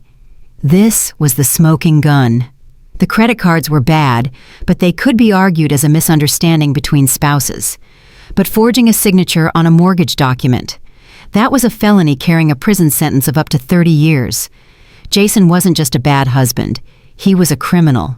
And he was a stupid criminal because he had left a paper trail a mile wide. I printed the mortgage documents. I printed the wire transfer confirmation. I created a new tab in my binder. Assets seized. I traced the money trail in my head, from the bank to the mortgage company to C&J Consulting to Brittany Miller. It was a straight line, a line that led directly to a jail cell. I thought about the house, my sanctuary. He had violated it. He had turned my safety net into a piggy bank for his affair. I realized then that I wasn't just going to leave him. I was going to dismantle him. I was going to take the house back. I was going to have the bank reverse the transaction based on fraud, which would leave Jason solely liable for the $120,000. The bank would go after him. The federal government would go after him. And I would be the one handing them the map. I put the documents in my briefcase. I had enough. I had the motive. I had the method. I had the money trail. The investigation was complete. Now it was time for the execution. I checked my watch. It was noon. I had a few more hours of work to do before I went home to cook that steak. I picked up my pen and went back to work. But in the back of my mind, I was already writing the opening statement for the prosecution. Jason Vance versus the people. And the people were going to win.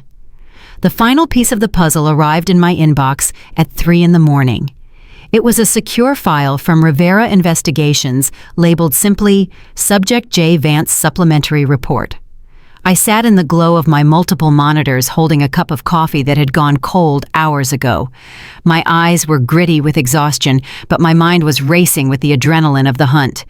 I had already uncovered the credit card fraud. I had already discovered the mortgage forgery.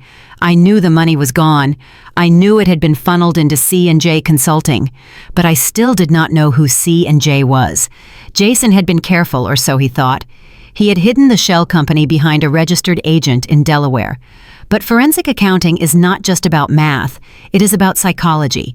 It is about understanding human behavior. And men like Jason, men who are arrogant and greedy, always leave a fingerprint. They want to show off. They want to be the big man. I clicked open the file. The first page was a summary. Entity name C&J Consulting LLC. Primary account holder, Brittany Miller. Date of incorporation, 6 months ago, Brittany Miller. I stared at the name. It felt familiar, like a song I had heard on the radio, but could not quite place. I typed the name into my firm's internal database, then I searched my own email archives. And there it was, Brittany Miller, summer intern, Vance Strategic Solutions, 2022. She was the intern. I pulled up the photo attached to the PI report.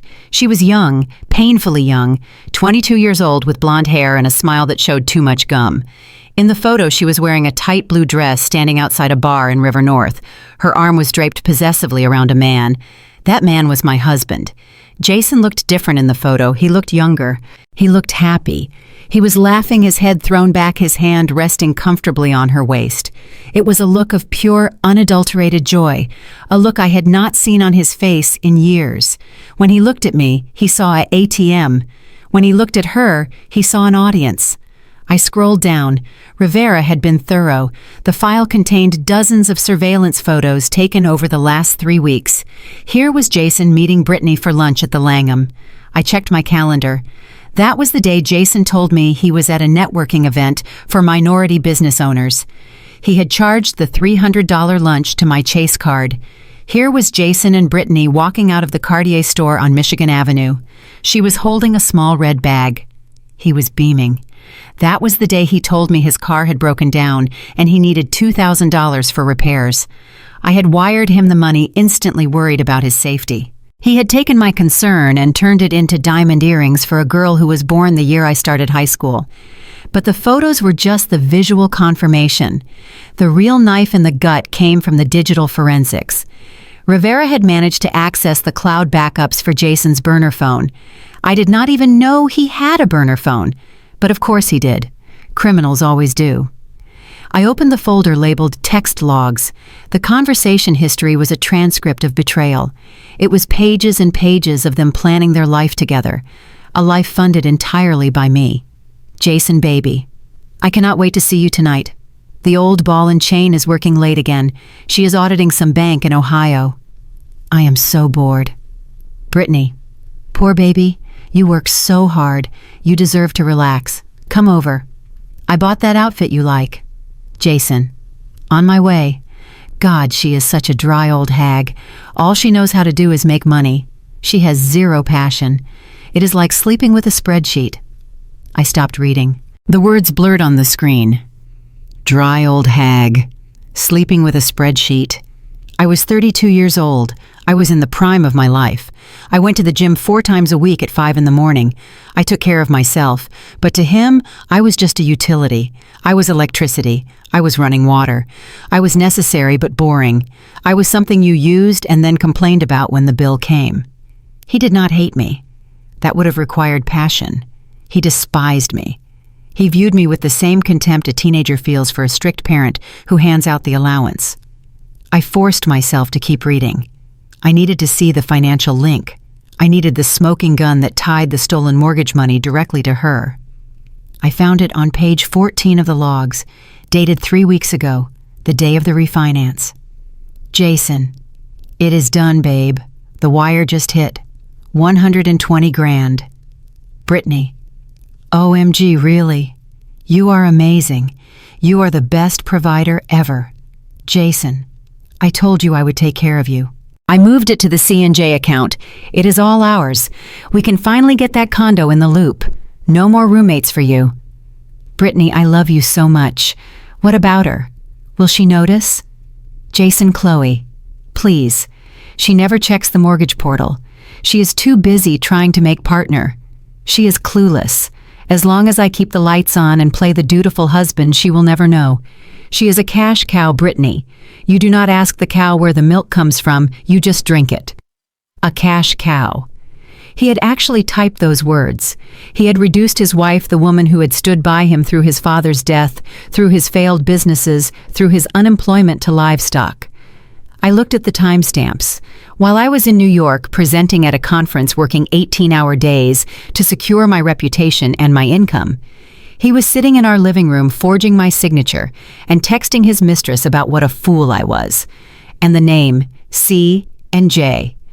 I had wondered what it stood for. Chloe and Jason seemed too sentimental for a crime. I scrolled down. Brittany, why did you name the company C and J again? Jason Consulting and Jade. It is your middle name, babe. And consulting because that is what I am doing. I am consulting you on how to spend my wife's money. He thought he was so clever.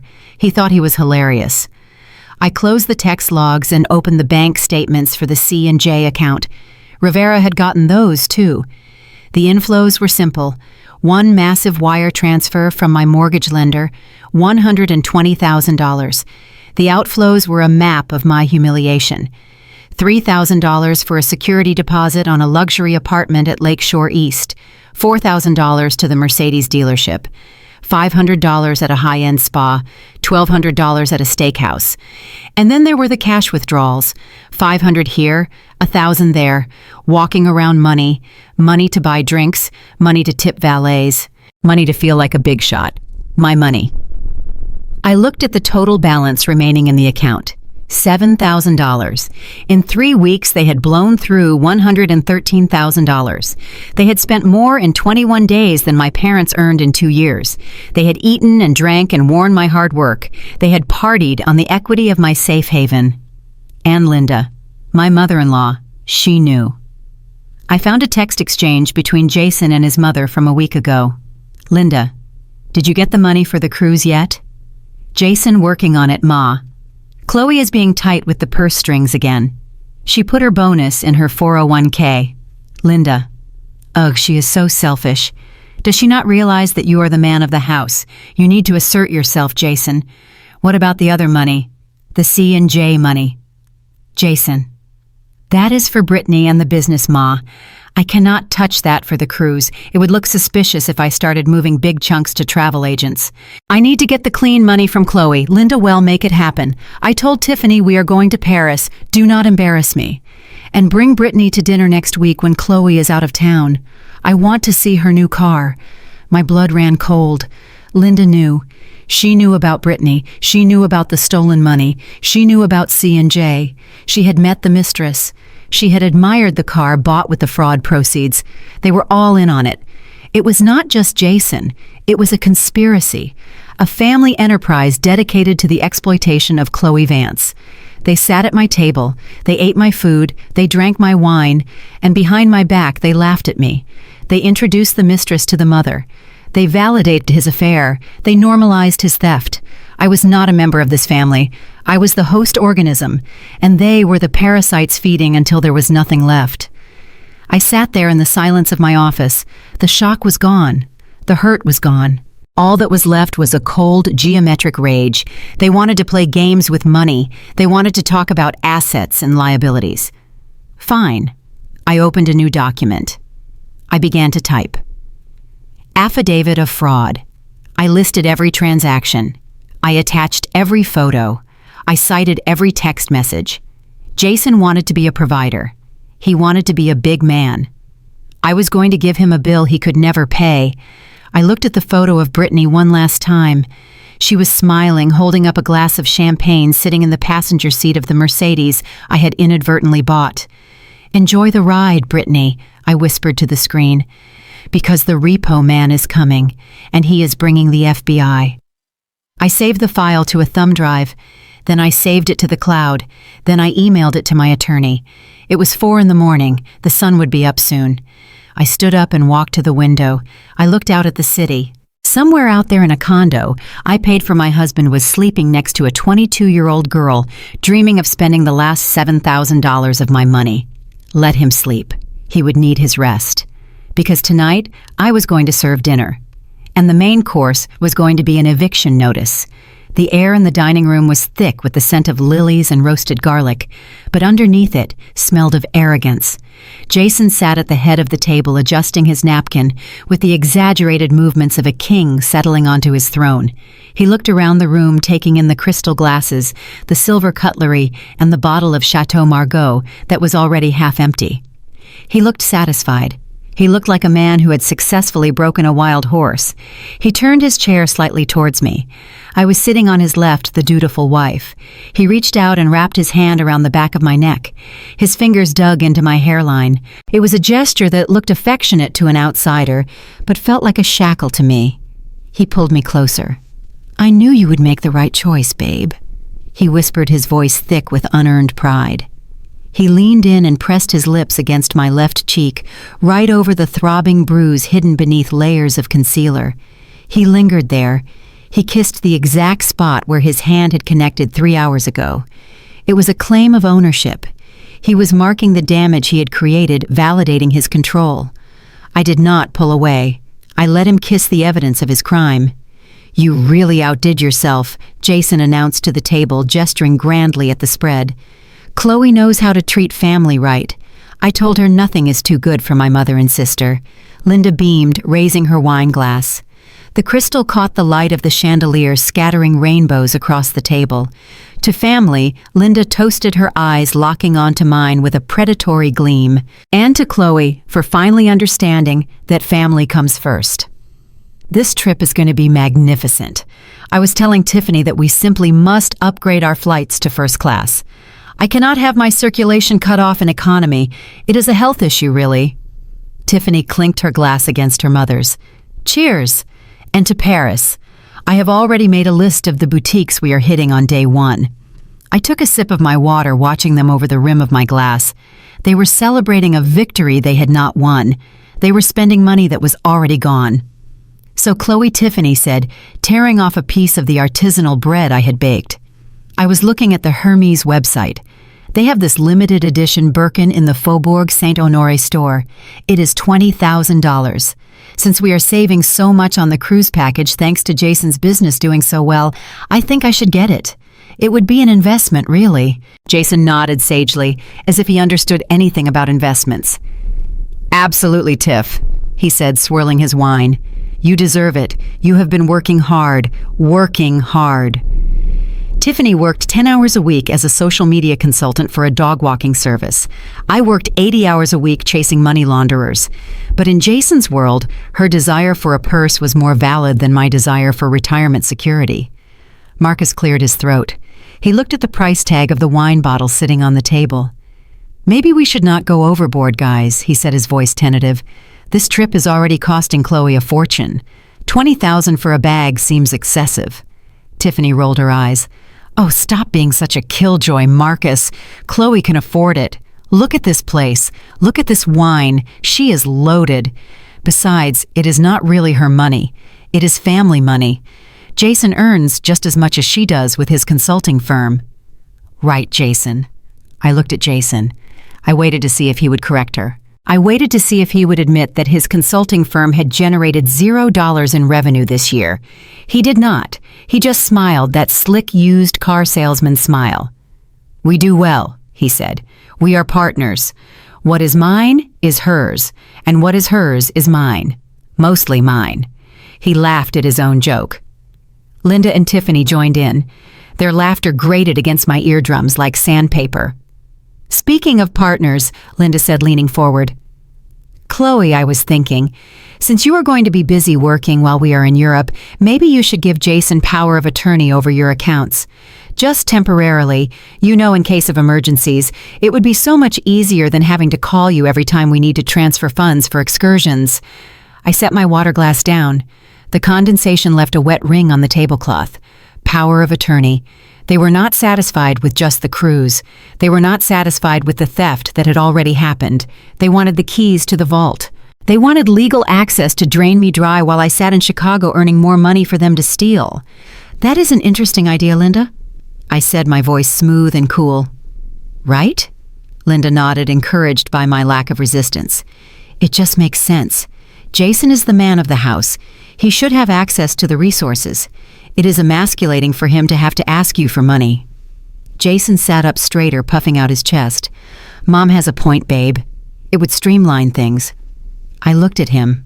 I looked at the man who had forged my signature on a mortgage refinance document. The man who had opened credit cards in my name. He wanted power of attorney.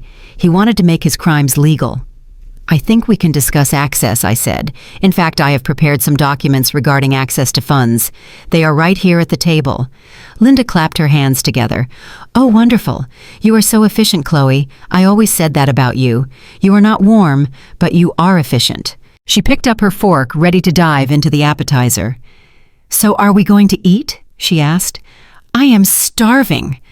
I watched her stick her fork into the prosciutto-wrapped fig. I watched her chew. I watched her swallow. "Please enjoy it, Linda," I said. "This meal cost more than you think." Jason poured himself another glass of the $800 wine. "To the good life," he said, raising his glass again. I raised my water glass. "To the truth," I said softly. They clinked glasses, oblivious. They thought I was toasting to their version of the truth, the version where I was the submissive bankroll. They did not know that the truth was sitting under their napkins waiting to tear their lives apart. Jason reached for a bread roll. His hand brushed against the edge of the document hidden under his plate. He frowned, feeling the paper. "What is this?" he asked. I smiled. A real smile this time, cold and sharp as the knife in the kitchen. "Open it," I said. "It is the appetizer." He pulled the paper out. He unfolded it. Linda, noticing the movement, paused with her fork halfway to her mouth. "Is that the itinerary?" she asked. Jason stared at the document. The color drained from his face faster than wine from a tipped bottle.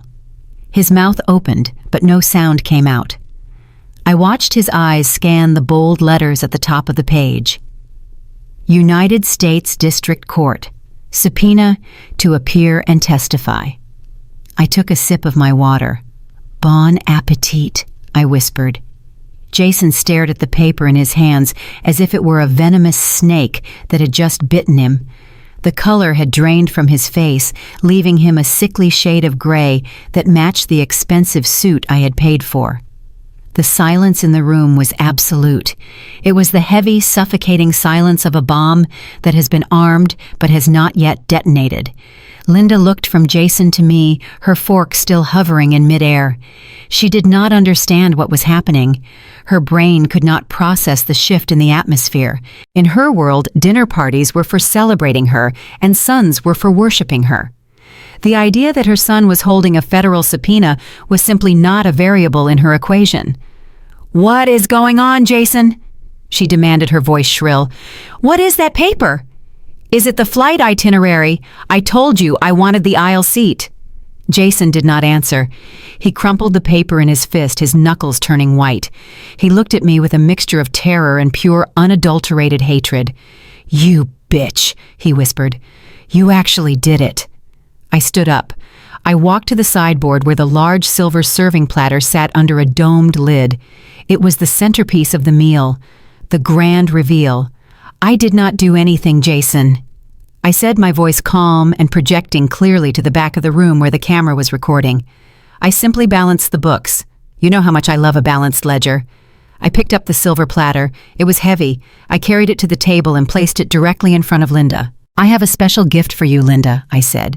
"Since you were so concerned about the budget for the trip, I thought I should clarify exactly where the money is coming from." Linda's eyes lit up. The greed was instantaneous, overriding the tension in the room. She clapped her hands together, dropping her fork onto her plate with a clatter. "Oh, Chloe, I knew it. You got us the first-class tickets, didn't you? I told Tiffany you would come through.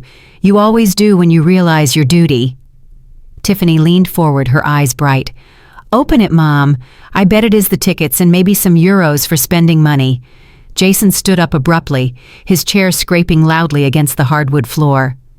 "Don't open it, Mom," he shouted. "Don't touch it." Linda looked at him confused. "Why not Jason? It is a gift. Because she is crazy," he yelled, pointing a shaking finger at me. "She is trying to humiliate us. We are leaving. Right now. Everyone get up. Sit down, Jason," I said. I did not shout. I did not raise my voice. I spoke with the authority of a senior auditor commanding a junior associate. "Sit down, or I will call the police right now and tell them you violated the emergency protective order that went into effect 20 minutes ago." He froze. He looked at me, his eyes wide.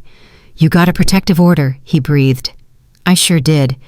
Based on the assault this afternoon, and if you take one step towards me or try to leave this room with my property, I will have you arrested for contempt of court.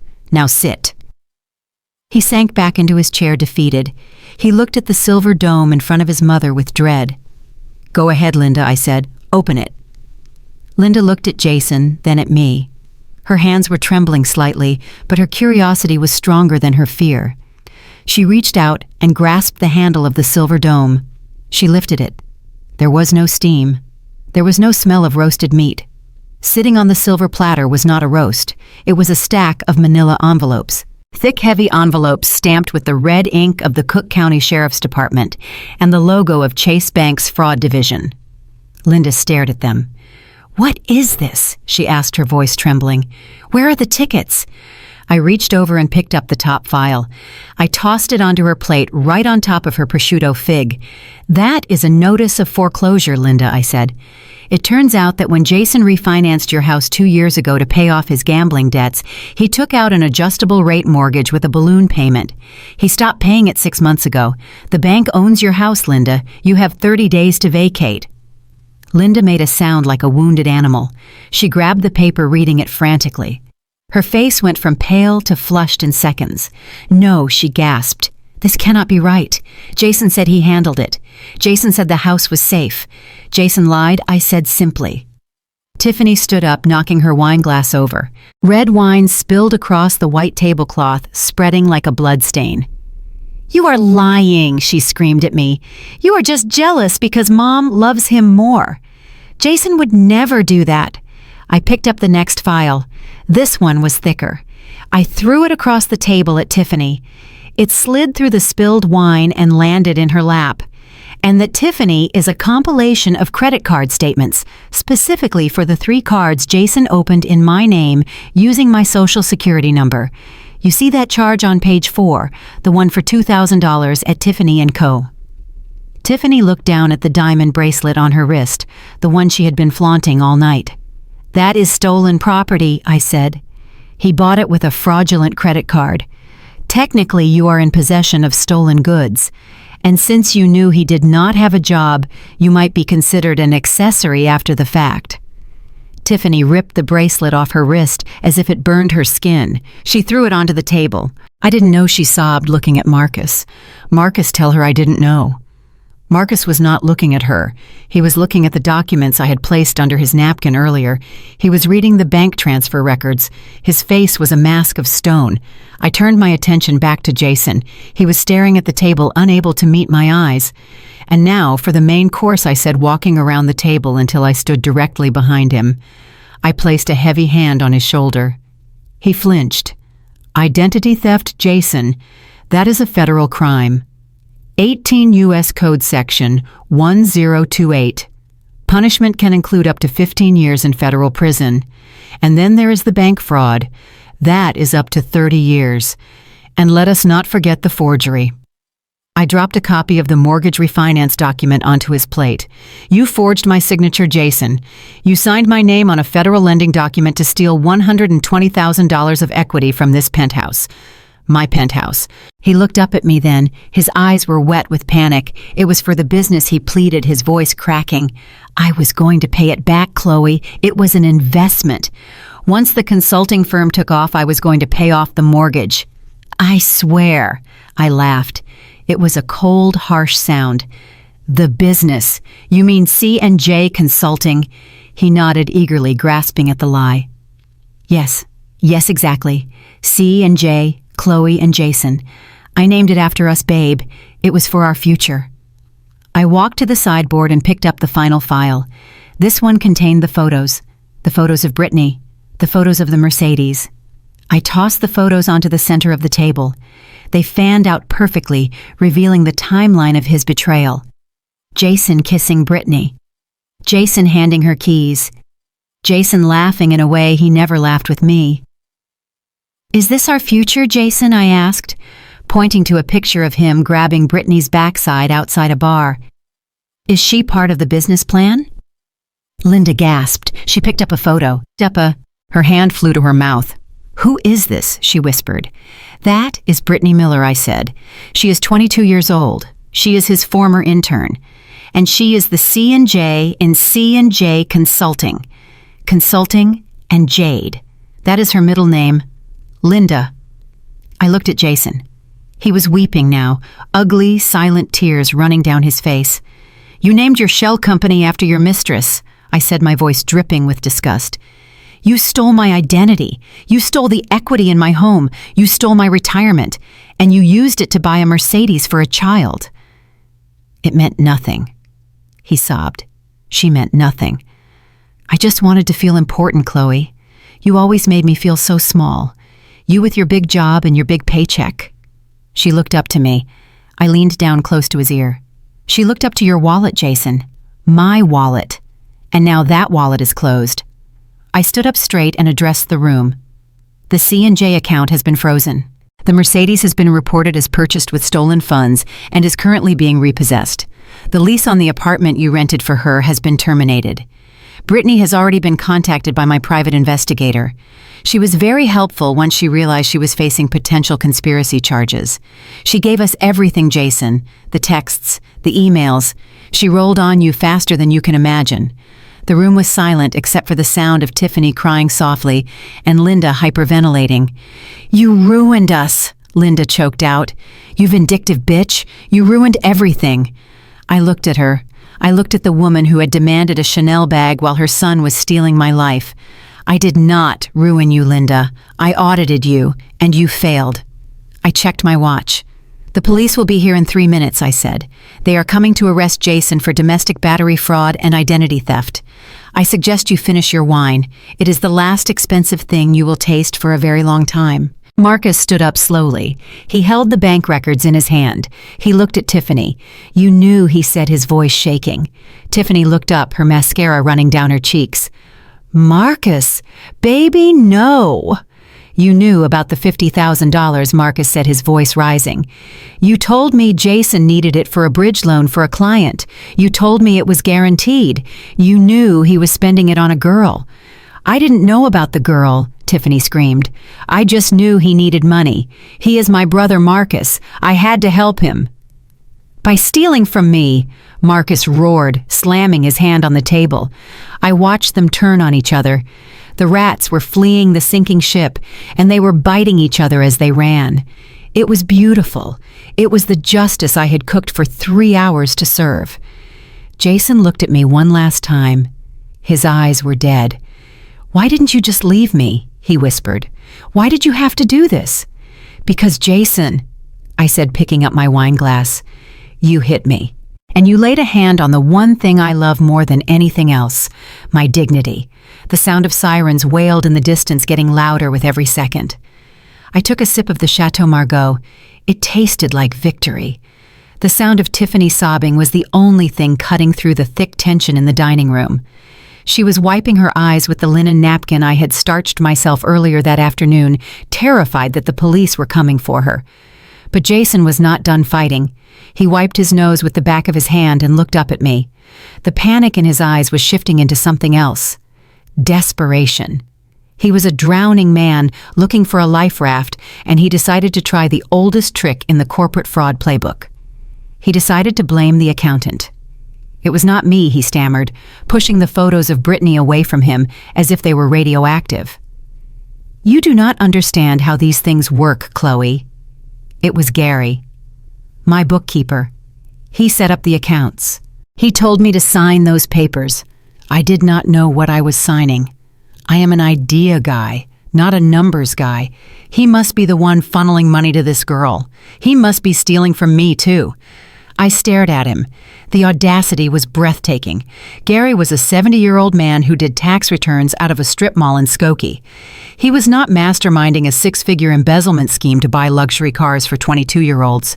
"Stop it, Jason," I said, my voice cutting through his lies like a laser. Gary did not forge my signature on a mortgage document. Gary did not take Brittany to Cabo San Lucas last month. I have the flight manifests, Jason. I have the IP logs from the computer used to transfer the funds. It was your laptop, the one sitting in your home office, the one I pay the internet bill for. Jason looked at Linda, seeking an ally. "Mom, you believe me right. I would never hurt Chloe. I would never steal. This is all a misunderstanding." Linda looked at the foreclosure notice on her plate. She looked at the photos of the mistress. For the first time in her life, she looked at her golden son with something other than adoration. She looked at him with fear. Not fear for him, but fear for herself. She realized that her retirement plan, her house, her lifestyle had just evaporated because her son was incompetent. "I do not know what to believe, Jason," she whispered. "You told me the house was paid off. You told me the business was booming." "It is booming," he yelled, slamming his fist on the table. "We just have cash flow issues." I laughed. It was a dry, humorless sound.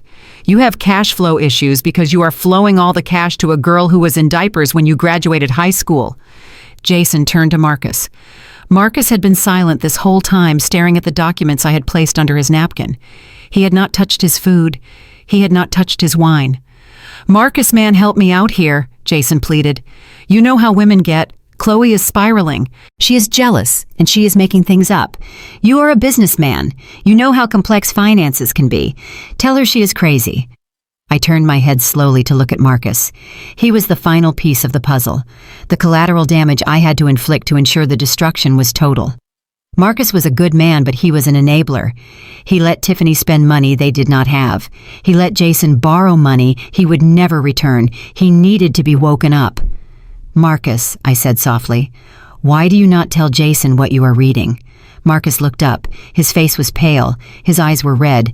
He looked at Jason, then he looked at his wife. He held up a piece of paper. His hand was shaking. "This is a bank transfer record," Marcus said, his voice hollow, "from our joint savings account, the house fund." Tiffany stopped crying instantly. She froze. Her eyes darted from Marcus to the paper to me. "Marcus, honey," she started, her voice trembling.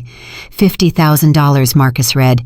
"Transferred 6 weeks ago to C&J Consulting." He looked at Tiffany.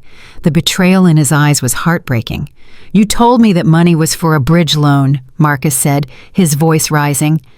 "You told me Jason had a client who was liquidity constrained and needed a short-term loan to close a massive deal. You said it was guaranteed. You said we would get it back with 20% interest in 30 days. Tiffany shrank back in her chair. "I thought it was," she whispered. "Jason said it was a sure thing." I stepped forward. I walked to the head of the table where the dessert course should have been served. Instead, I served the final truth. "It was a sure thing, Marcus," I said. "It was sure to be spent. That $50,000 did not go to a client. It hit the C&J account on the 14th. On the 15th, a wire transfer for exactly $48,000 was sent to the Mercedes-Benz dealership in Schaumburg." I picked up a photo from the center of the table and slid it over to Marcus. "That is the car," I said. "A C-Class convertible. White with tan interior. Brittany posted it on Instagram with the caption, 'Best boyfriend ever.'" Marcus looked at the photo, then he looked at Jason. "You bought your mistress a car with my house deposit?" he asked. His voice was dangerously quiet. Jason held up his hands, palms out. "Marcus, listen. It was an investment. The car is an asset. An asset." Marcus roared, standing up so abruptly, his chair fell backward with a crash. "It is a car, Jason. A car for a girl you are sleeping with. You stole $50,000 from me. From my family." He turned on Tiffany. "And you helped him." Tiffany stood up, reaching for him. "Marcus, please." "I did not know about the girl. I swear. Jason just told me he was in trouble. He said he needed capital or he would lose the business. He is my brother. I had to help him." "You stole from us," Marcus screamed. "We have been saving that money for 3 years, Tiffany. That was for the down payment on the house in Lake Forest, the one you have been nagging me about all night. You sat there drinking Chloe's wine, complaining about our apartment while you knew you had emptied our savings account to give to him. I thought he would pay it back." Tiffany sobbed.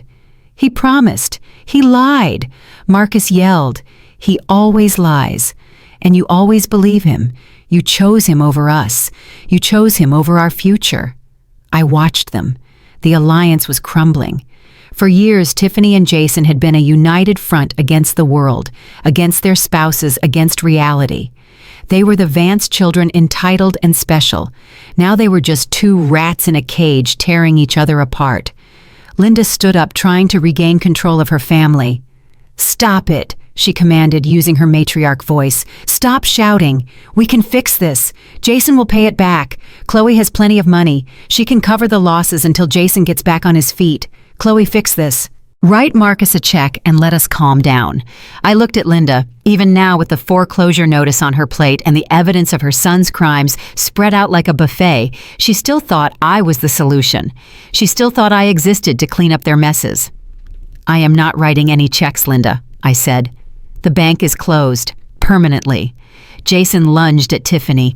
You told him, he screamed. You said you would keep your mouth shut. You said Marcus never checked that account. I did not tell him, Tiffany shrieked, pushing Jason away. Chloe found it. Chloe knows everything. You stupid cow, Jason yelled. You led her right to it. He raised his hand. The same hand that had struck me 3 hours ago. He raised it to strike his sister. Marcus caught his wrist. Marcus was not a violent man. He was an architect. He built things. But in that moment, he looked ready to dismantle Jason bone by bone. Do not touch her, Marcus snarled. You have done enough. He shoved Jason backward. Jason stumbled and fell against the sideboard, knocking over a vase of lilies. The vase shattered. Water and flowers spilled onto the floor, mixing with the shards of porcelain. It was chaos. It was ugly. It was perfect. I stood by the kitchen door watching my handiwork. They were destroying each other. All I had done was turn on the lights. They were the ones who had built their house on a foundation of lies and theft. I just removed the supports. Jason scrambled to his feet, his face purple with rage. He looked around the room looking for a target, looking for someone to blame. His eyes landed on me. This is your fault, he spat. You orchestrated this. You jealous, barren shrew. You planned this whole night to humiliate me. I did not plan your affairs, Jason, I said calmly. I did not force you to forge my signature. I did not make you steal from your brother-in-law. I just kept the receipts. I am going to kill you, he whispered. He took a step toward me. He picked up a steak knife from the table. The silver blade glinted under the chandelier. Linda screamed. Tiffany covered her mouth. I did not move. I did not flinch, because I heard the sound I had been waiting for. Heavy footsteps in the hallway. The sound of boots on hardwood. The front door, which I had unlocked electronically via my phone app 30 seconds ago, swung open. The dinner party was over. The cleanup crew had arrived. Police dropped the weapon. The command boomed through the penthouse. 3 officers in tactical gear stood in the entryway, their service weapons drawn and trained on Jason. Behind them stood Catherine, my attorney, looking impeccable in a trench coat, holding a tablet. Jason froze. He looked at the knife in his hand. He looked at the police. He looked at me. "Drop it!" the officer shouted again. The knife clattered to the floor. I took a sip of my wine. "I told you, Jason," I said softly. "You should have learned. You never lay a hand on the person who signs the checks." The knife clattered to the floor, echoing against the hardwood like a dropped coin in an empty church. But Jason was not done. The noise seemed to snap the last tether of his sanity. He did not look at the police officers standing in the entryway with their weapons drawn. He did not look at his mother, who was clutching her chest in genuine terror. He looked only at me. His eyes were wide and bloodshot, the pupils dilated with an animalistic rage. He had lost the money. He had lost the house. He had lost the mistress. And in his twisted mind, I was the architect of his destruction rather than the mirror reflecting his own choices. "You think you are safe," he screamed, his voice cracking. "You think because you have money you can do this to me. I made you. I allowed you to be this successful. And this is how you repay me." He lunged. It happened in slow motion. He scrambled over this broken vase and the spilled water, his expensive Italian loafers slipping on the wet floor. He lowered his shoulder like a linebacker, aiming directly for the chair where I sat. He was not trying to scare me anymore. He was trying to hurt me. He wanted to wipe the calm expression off my face with violence because he could not do it with words. I did not move. I did not flinch. I did not even blink, because I knew something he did not. "Officer now." Catherine's voice rang out sharp and authoritative from the doorway. Before Jason could take 3 steps, a blur of dark blue uniform intercepted him. The lead officer, a man with broad shoulders and zero patience, tackled Jason mid-stride. The impact was visceral. They hit the floor with a bone-jarring thud that shook the crystal glasses on the table.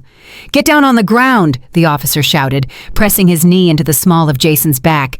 "Hands behind your back. Do it now." Jason struggled, his face pressed against the wet floorboards, soaking up the water from the flowers he had destroyed. "Get off me! You have no right! That is my wife. I am disciplining my wife." The officer wrenched Jason's arms behind him. "That is not your wife, pal. That is the victim, and you are under arrest." I heard the metallic ratchet of handcuffs tightening.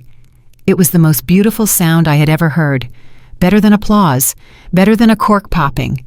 It was the sound of consequences finally arriving. 2 other officers moved into the room, clearing the space. One went to check on Marcus and Tiffany. The other approached me. "Ma'am, are you injured?" the female officer asked, her eyes scanning my face, landing on the bruise beneath the makeup. "I am fine," I said, calmly, setting my wine glass down. He did not reach me this time. Catherine stepped into the light. My attorney looked impeccable in her trench coat, holding an iPad in her hands. She walked over to where Jason was being hauled to his feet. He looked disheveled. His suit rumpled his face red with exertion and humiliation. "Hello, Jason," Catherine said coolly. "Who are you?" Jason spat, struggling against the officer's grip. "I am Chloe's attorney," Catherine said, "and I have been watching this entire dinner party from the car downstairs. The feed from the security camera is excellent, by the way. We saw you strike your wife this afternoon. We saw you threaten your sister 5 minutes ago, and we just saw you attempt to assault your wife with a deadly weapon." Jason looked at the bookshelf where the tiny camera lens was hidden. His jaw dropped. "You set me up," he whispered. "I did not set you up, Jason," I said, standing up slowly. "I just turned the lights on. You provided the performance." The officer began to recite his rights. "You have the right to remain silent. Anything you say can and will be used against you in a court of law." Jason was not listening. He was looking at Linda. "Mom, do something. Tell them. Tell them she is lying. Tell them it is a misunderstanding." Linda sat frozen in her chair. She looked at her son in handcuffs. She looked at the police officers. She looked at the foreclosure notice still sitting on her plate.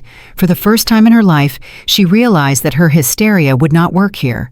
This was not a customer service counter she could bully. This was the law. "I cannot help you, Jason," she whispered, her voice trembling. Jason looked at Tiffany. "Tiff, please, call a lawyer. Call Dad's old lawyer." Tiffany was shaking her head violently, tears streaming down her face. She was terrified that if she spoke, the police would realize she was wearing a stolen bracelet. She shrank into Marcus's side, but Marcus stepped away from her, leaving her isolated. "Nobody is calling anyone." "Jason," Marcus said, his voice cold, "you are on your own." The officers began to drag Jason toward the door. He dug his heels in, resisting. "Chloe, wait!" he shouted, desperation replacing the rage. "Baby, please, we can talk about this. I will sign whatever you want. I will give up the power of attorney. Just tell them to let me go. I love you, Chloe. Does that not mean anything?" I walked over to him. I stood just out of reach, safe behind the wall of police officers. I looked him in the eye. "It means nothing, Jason," I said, "because you do not love me. You love the lifestyle I provide, and that lifestyle has just been revoked. Officer, take him out, please." "No," Jason screamed as they pushed him through the doorway. "Chloe, you cannot do this. I am your husband. I am the man of this house." "Not anymore," I said to his retreating back. The door slammed shut, cutting off his screams. The silence that followed was profound. It was the silence of a vacuum after the storm has passed. Catherine walked over to the table. She placed her iPad down next to the ruined floral arrangement. "The judge signed the asset freeze 30 minutes ago," she told me. "The accounts are locked. The locks on the penthouse are being changed tomorrow morning. And the restraining order is in effect. He cannot come within 500 feet of you or this building." "Thank you, Catherine," I said. I looked at the remaining guests. Linda was staring at her empty plate. Tiffany was sobbing into her hands. Marcus was standing by the window looking out at the city lights, looking like a man who had just woken up from a long coma. The police officer who had stayed behind cleared his throat. "We will need statements from everyone present," he said, taking out a notepad, "regarding the events of the evening." I sat back down at the head of the table. I picked up my fork. "Please, officer," I said, gesturing to the food. "Let them give their statements. I am going to finish my dinner. It would be a shame to let a $60 steak go to cold." I cut a piece of the meat. It was cooked perfectly, rare, just the way Jason liked it. I took a bite. It was delicious. Linda looked up at me, her eyes filled with fear and a dawning realization that her free ride was over. "Chloe." She started, her voice wavering. "What happens to us now?" I chewed slowly, savoring the flavor. I swallowed. Then I looked at her with the same dispassionate gaze I used when closing a fraudulent account. "I do not know, Linda," I said, "but I suggest you start looking for a job. I hear the market is tough for people with no skills and a lot of debt." I took another sip of wine. The dinner party was officially over. The guests just did not know how to leave yet. But they would. They all would. And I would be left with exactly what I wanted: peace and a balanced ledger. The door to the penthouse did not block out the sounds of Jason screaming. I could hear him all the way down the hallway, even as the elevator doors chimed. He was not screaming my name anymore. He was screaming at his mother. "You did this to me," I heard him howl, his voice cracking with hysteria. "You told me I was special. You told me I deserved everything. You made me this way." Linda flinched as if she had been struck. She stood in the middle of my dining room, clutching her pearls, staring at the door, where her golden boy had just been dragged away in handcuffs. The Miranda warning echoed faintly from the corridor. "You have the right to remain silent." Jason did not remain silent. He wailed like a child who had been denied a toy. It was the sound of a narcissist realizing that the world did not actually revolve around him. I sat at the table and took another bite of my steak. It was cold now, but it still tasted excellent. Linda turned to me slowly. Her face was a mask of shock, but underneath it the old entitlement was starting to creep back in. Survival instinct, I supposed. "Chloe," she said, her voice trembling, "you have made your point. You scared him. Now please call your lawyer and tell them to drop the charges. This has gone too far." I looked at her. I looked at the woman who had raised a monster and then expected me to feed it. "I cannot drop federal charges, Linda. The FBI tends to frown on bank fraud, and I certainly will not drop the assault charges. He is going to prison." Linda's eyes narrowed. "Well, then what am I supposed to do? You gave me that foreclosure notice. You said the bank owns my house." "That is correct. You have 30 days to vacate that property. Then I will have to stay here," she said, straightening her spine. "It is not ideal, but I suppose I can stay in the guest room until this blows over. We are family after all, and this is my son's house." I set my fork down. The metal clinked against the china. "This is not your son's house, Linda. This is my house.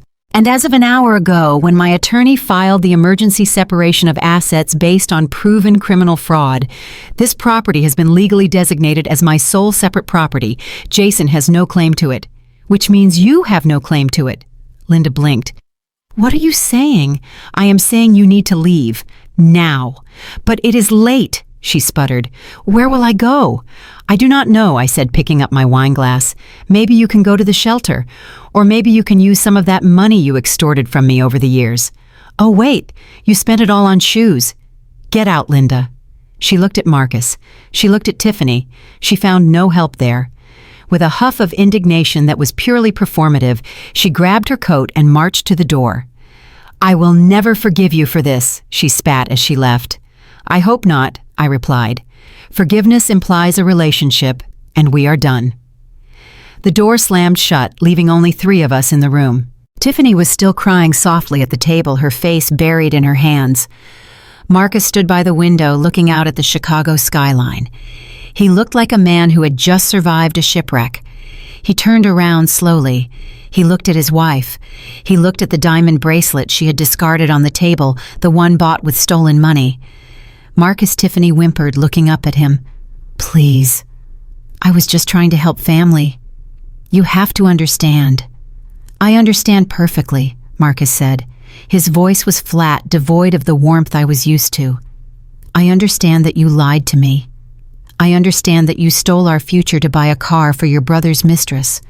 And I understand that you valued his approval more than my trust." "Marcus." "No. I am going to a hotel tonight," Marcus continued. "I will contact a divorce attorney in the morning. I am cutting off your access to our joint accounts immediately." Tiffany screamed. It was a high, piercing sound of panic. "You cannot do that. I have no money." "No, I have no job." "Then I guess you better start looking for one," Marcus said. He walked over to me. He held out his hand. "I am sorry, Chloe," he said. "I should have seen it. I should have said something sooner. It is not your fault, Marcus," I said, shaking his hand. "You were a victim too." He nodded once. Then he walked out the door without looking back at his wife. Tiffany sat there alone at the table, surrounded by the ruins of the dinner party. She looked small. She looked pathetic.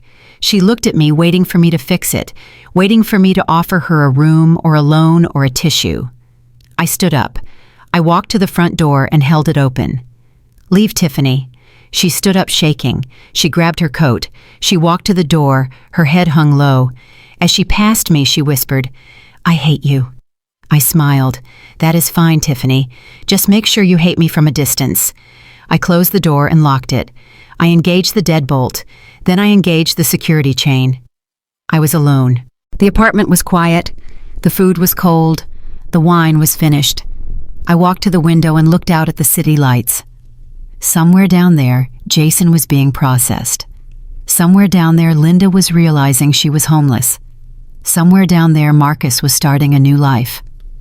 I took a deep breath. My cheek throbbed, but for the first time in 5 years, I could breathe. The air in the penthouse felt cleaner, lighter. It was over.